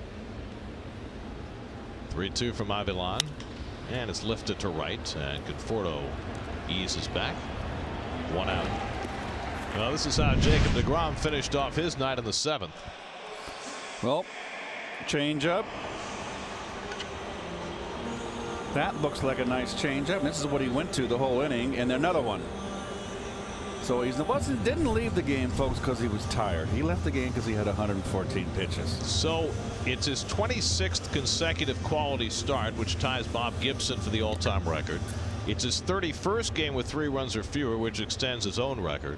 The 14 strikeouts, he's the first Met pitcher to strike out as many as 14 in a game since John Mayne. Remember that? Second to last game of the year in 2007. With the Mets hanging by a thread, Mayne pitched the game of his life, carried a no-hitter into the 8th, struck out 14 Marlins that day. And now 12 years later, DeGrom has the first 14 strikeout games since. And don't forget to add a home run to boot. Yep. It's a Rick Wise kind of a game. And it's a good changeup by Avilan, and it's 1-1 to Rojas. One more note, DeGrom is the first pitcher in Mets history to start the season with back-to-back double-digit strikeout games. Seaver never did it. Gooden never did it. Nobody else. 10 strikeouts against the Nats last Thursday. 14 more tonight. First Met ever with 2 double-digit strikeout games to start the year. 1-2 to Rojas.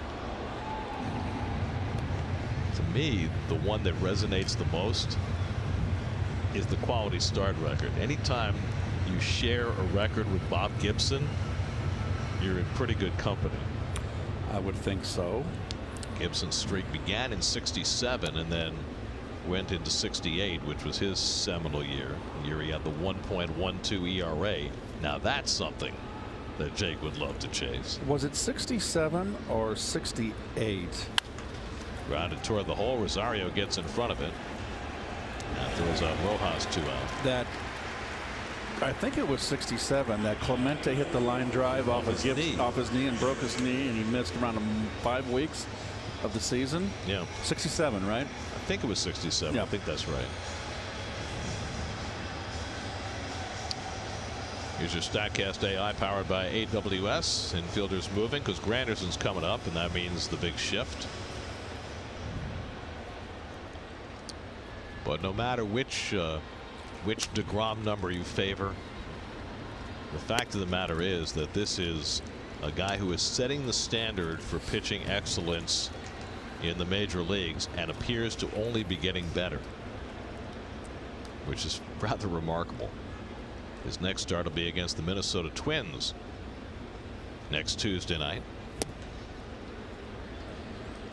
First interleague game for the Mets. Twins are off to a good start. They won today to go to 4-1 on the season. And Granderson cues one foul, and it's 2-1.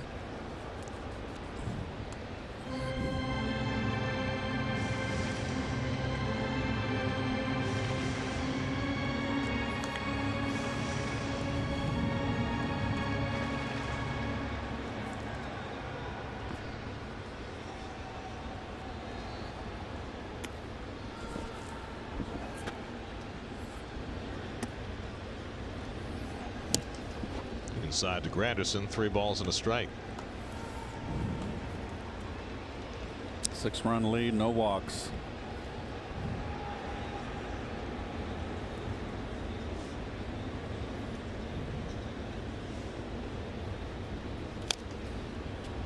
He throws a 3-1 changeup, and Granderson got a piece of it. 3-2.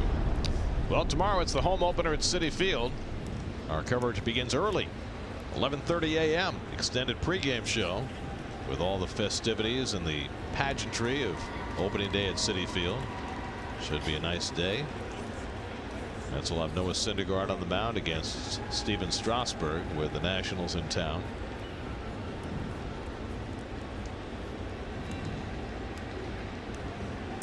'29-year-old Luis Avila trying to finish off the bottom of the 8th. And Granderson taps one foul.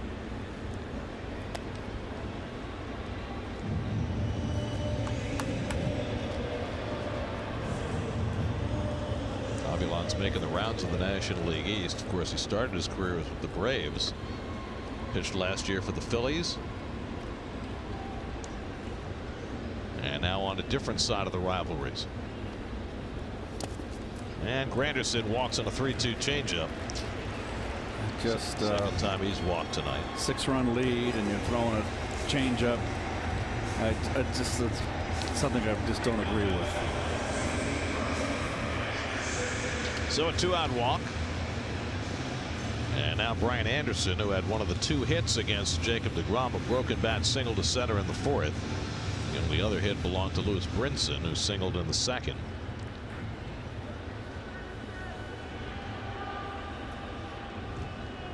You know what the only shame of it is? What? You got to wait 6 more days to see Jake pitch again. Little pop up on the right side, easy for Cano. And he puts it away to retire the side. Scoreless inning for Luis Avilan sends us off to the 9th with the Mets up 6-0.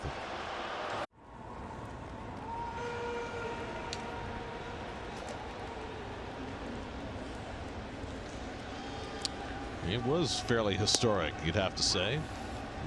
First pitcher to strike out 14 and hit a home run since Madison Bumgarner 4 years ago. Among his other feats, Juan Lagares up for the first time. Lagares came on for defense in the last inning. Started last night, went 0 for 4, and he pops this one up into shallow right. Castro trailing out, called off by Herrera, who makes the catch one away.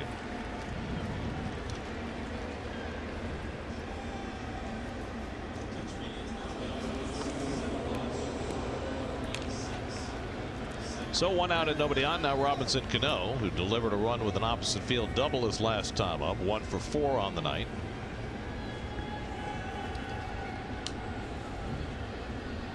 Austin Bryce working his 2nd inning. He was victimized for 2 unearned runs in the 8th.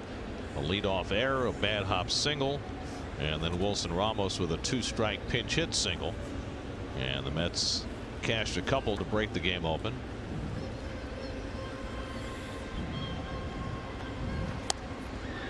And Cano, as he did in his last at bat, taking all the way on the first pitch. Geico Sports Night tonight after the postgame show. Troy Tulowitzki, the latest Yankee to get hurt. Nets hoping for the playoffs, and Jets have a new uniform. They do? It's still green, right? I hope it's not going to red or anything like that, are they? Cano gets tied up and fouls it off, and it's 0-2. I hope they don't. Remember when they had the all green? It was just so ugly. The green helmet. They also have the alternate Titans uniforms, which were horrible in the early 60s when they wore them initially, and are just as bad now. I like the uniforms they've been wearing of late, the old Namath era. And before the AFL days. Right. I like that uniform.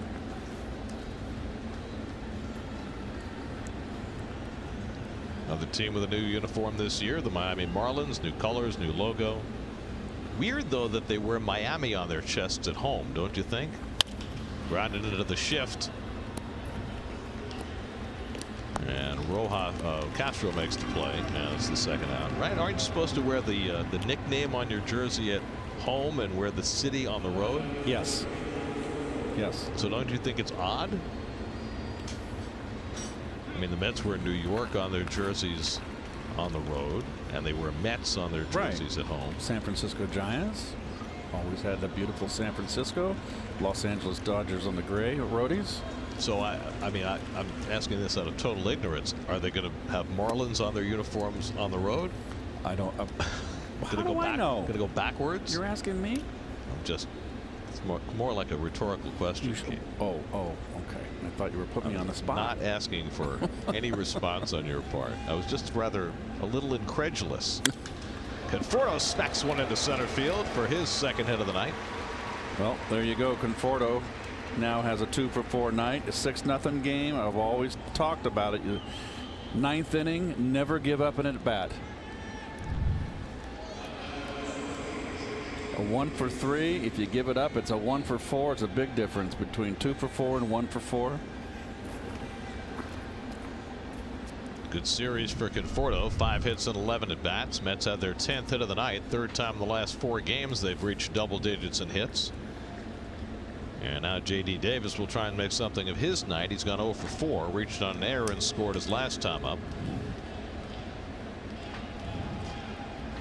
And J.D. fouls off the breaking ball. 0-1.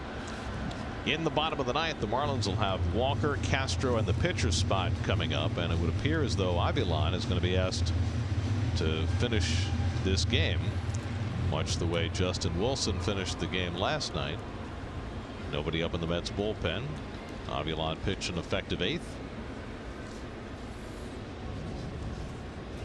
And that one goes behind Davis. Wow. And down to second goes Conforto. Whew. I'm assuming there was no intent there, and it was just a matter of Austin Bryce misfiring badly. Badly? Where's Euchre for that call? Well, that is a very wild pitch, moving Conforto into scoring position. Reminded me of Sean Estes trying to hit Roger Clemens. He didn't want. His heart wasn't into it. Well, it went behind him in exactly the same fashion. You remember what happened after that, yeah, right? The home run. Estes hit the home run off him instead. Wallach squeezes the foul pump up from Davis. We go to the bottom of the ninth. Mets trying to finish it off for DeGrom.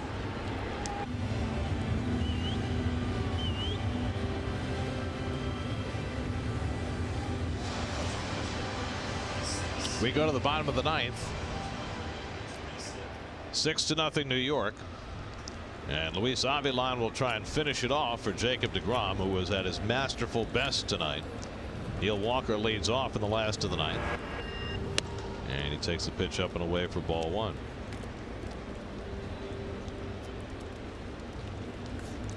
There's a scoring change from the 5th inning. Remember the ball that was blooped behind second and Cano let go, and then they gave it a single? It was kicked by Rosario. They have changed it from an error to a double. That for Rosel Herrera. It's the first change by the scorer that I don't agree with. Yeah, that's kind of a shady one.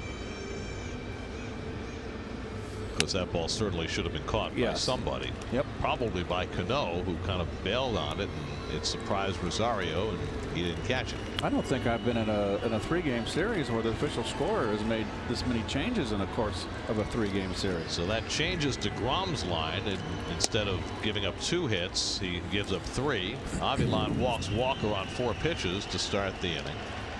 This copyrighted telecast is presented by authority of the New York Mets and may not be reproduced or retransmitted in any form, and the accounts and descriptions of this game may not be disseminated without the express written consent of the New York Mets. So DeGrom's final line is now 7 innings, 3 hits, no runs, 1 walk, 14 strikeouts. Here's Castro, has been held in check tonight after 2 terrific games to start the series. 0 for 3 in this game. And Avilan's missed with 5 straight pitches to start the 9th inning. Everybody wants to get on that airplane. Let's go. Serve up a double play. Avilan has not been a multiple inning guy for most of his career. He's been more of a situational left-hander. So you always wonder how guys like that fare when asked to sit down and get back up again, and so far not so well. 6 pitches, 6 balls. And the Mets are going to get some action going in the bullpen behind him. Mickey Callaway was hoping to stay away from his big guns for another night with a 6-run lead, but he might not have a choice. Kind of like the game in Washington Saturday when he had that 7-run lead going to the 9th and wound up having to use Diaz. Here it will not be Diaz getting up. It'll be Robert Gsellman, who was also up in that 9th inning, if I recall correctly.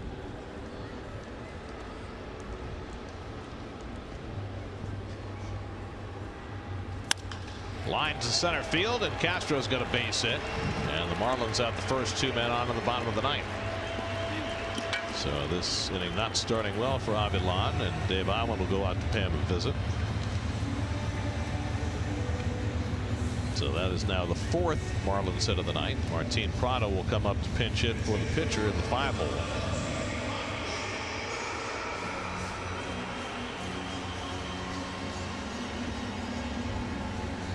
So Island talking to Avilan and buying some time for Gsellman to get ready. Gsellman worked an inning last night. And certainly if you can stay away from Familia and Diaz tonight, that will give them full rest going in to the game tomorrow. But it will depend what transpires here in the 9th. Prado started the first 2 games of the series. Had 4 hits and 6 at bats. In fact, going back his last 15 games against the Mets, he's hitting .389.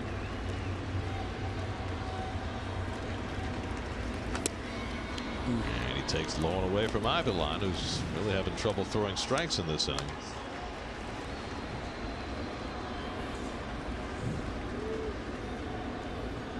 Prado facing his former Atlanta teammate. He's had only 1 career at bat against Avilan. 0 for 1. Walker at second, Castro at first with nobody out. And there's a strike. 1-1.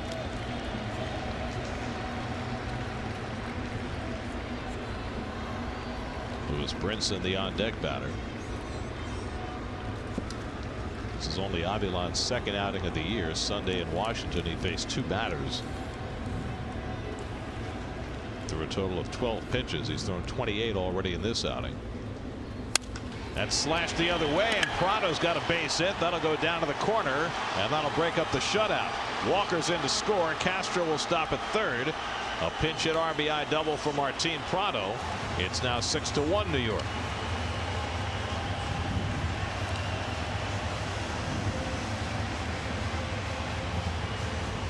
And that's going to be it for Luis Avilan. How many times have we seen Prado do this? Get a ball away and use the opposite field. So a good 8th inning for Avilan. Not very good in the 9th. Couldn't retire a batter. And Robert Gsellman will come on to try and bail him out. This call to the bullpen presented by Delta. Mets leading 6-1 in the 9th. We'll be right back.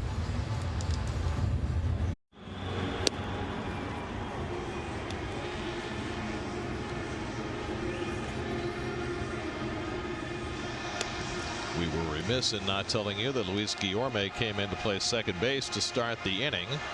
His first appearance of the season. Robert Gsellman is now in the midst of the inning to take over for Luis Avilan. Second straight night for Gsellman, who worked an inning last night, allowed no runs and 2 hits, struck out 2. Comes in to face Lewis Brinson with a run home here in the bottom of the 9th. 2nd and 3rd and nobody out. And still with a 5-run lead, but they need some outs. Brinson 1 for 3 and a base hit back in the 2nd. And he swings and misses at a first pitch slider. 0-1.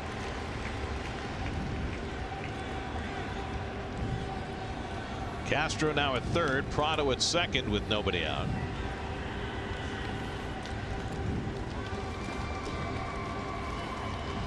And Brinson fouls back the high fastball, and it's 0-2.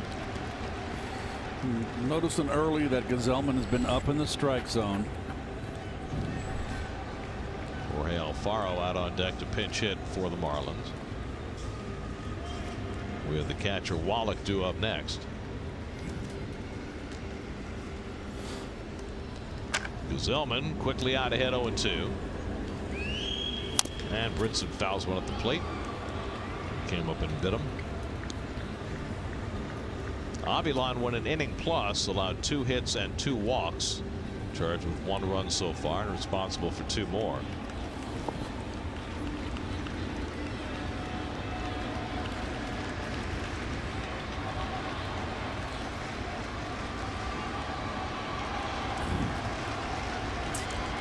Here's the 0-2, and Brinson holds the swing. 1-2. Well, the Mets got DeGrom the offense tonight. Now they're trying to provide him enough bullpen. They've gotten 3 outs behind DeGrom's 7 stellar innings. Now they need 3 more. 1-2 coming. And Brinson, it's a slow ground ball. Tough chance for Davis. The double clutch, the throw, and out. The first base umpire, Manny Gonzalez, hesitated before making the call. A run comes home to make it 6-2. And this will undoubtedly be challenged by the Marlins. Well, the question is, did Dom come off the bag? The throw beat him.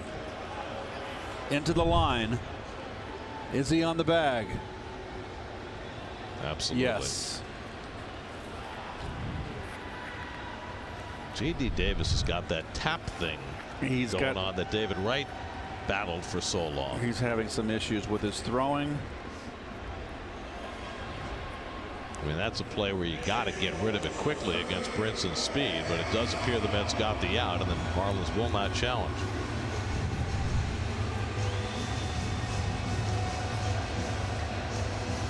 Most definitely. So it's an RBI for Brinson, bringing home Castro with the second run of the inning. Now 1 out and a runner at third. And here's Alfaro batting for Wallach, and he slashes 1 foul.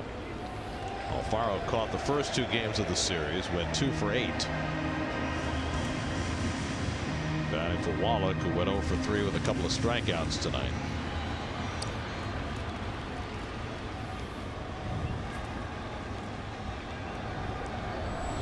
And Edwin Diaz starting to throw lightly just in case he's needed. Hopefully very lightly. There's a good sinker from Gazelman. Alfaro with good numbers against Gazelman.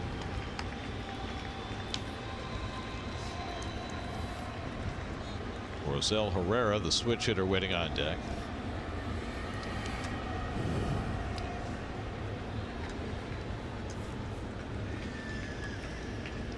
Prado at third with 1 out with 2 runs home in this inning. And Alfaro takes one high. It goes off the mid of Ramos, but not far enough away for Prado to think about trying it. Not down by 4 runs in the 9th. You'd have to be 100% certain to make that break.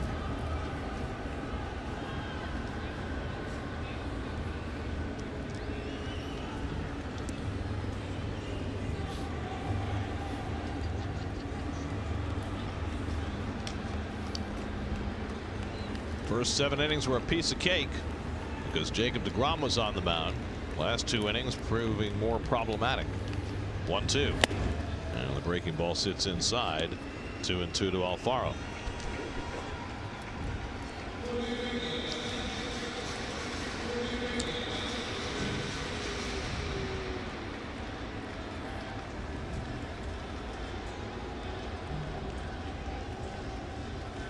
Two. Down the right field side foul. It would take only 1 more base runner to create a save situation. And I have to believe that if the Marlins get that 1 more base runner, we'll see Diaz, much as we did in Washington in a similar circumstance. In that game on Saturday, threw 1 pitch and got a save.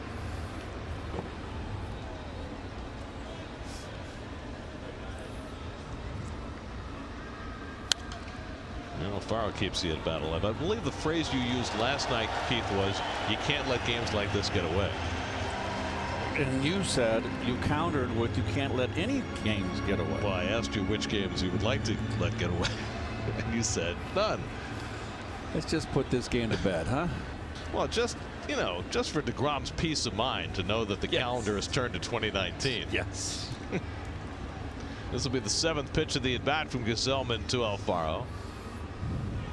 And he struck him out. So Gesellman fans Alfaro, and now the Marlins are down to their final out. Well, we see that Alfaro likes to can chase that slider. The similar slider that he struck out the other night against Diaz, the first night in. So 2 out, Prado still at third, and now Rosell Herrera, who's gone 1 for 3 tonight. He got credit for that double on the scoring change in the 5th inning. Ball that went off Rosario's leg, and Gesellman quickly ahead of him, 0-1.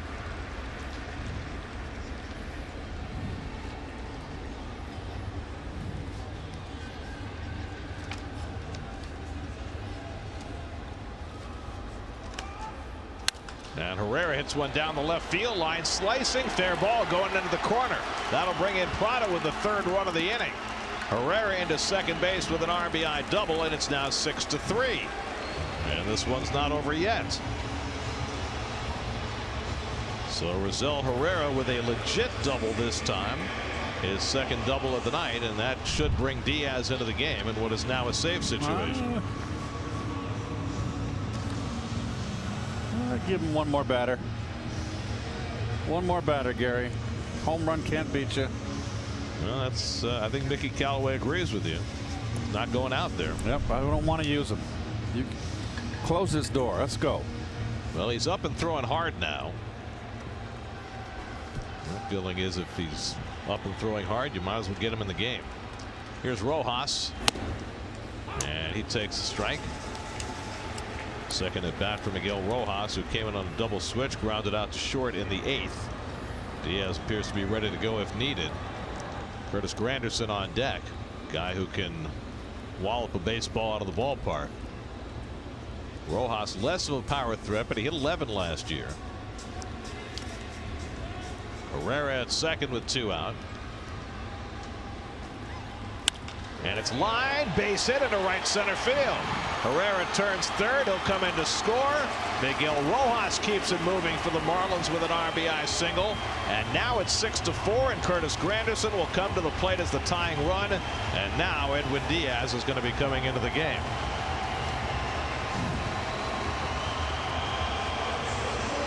Well, Mickey Callaway, you can just see the expression on his face. He did not want to. 6-0. Did not want to have to use Diaz, and here he is having to use him. 3 runs charged to Luis Avilan, a run charged to Robert Gesellman, and what looked like a game in the bag is now very much not. 1 out to get. Diaz coming in. We'll be right back. 4 runs home for the Marlins against Avilan and Gesellman, so the Mets will go to their closer Edwin Diaz to bid for his 3rd save. It's his 4th appearance, and this is the 2nd save. He more than likely should never have been in. Curtis Granderson will be the batter, tying run at the plate in a 6-4 game, and Curtis takes a slider for a strike. Will they call a pitch a ball? Yes, apparently so. It missed. Granderson, the 8th man up in the inning. Ooh. And Diaz misses inside. Diaz came into a 4-run lead on Monday night and created a mess for himself. The Marlins loaded the bases with nobody out, and Diaz proceeded to strike out the next 3 hitters. Became the first Met pitcher ever to finish a game by striking out 3 straight hitters with the bases loaded. Oh, good slider. 2-1 to Granderson, who's facing Diaz for the first time. He got the save on opening day. He got the 1-pitch save on Saturday, then that 29-pitch slog on Monday and a non-save chance. And he throws a 98-mile-an-hour fastball to get even on Granderson, 2-2. And thus the Marlins are down to their final strike.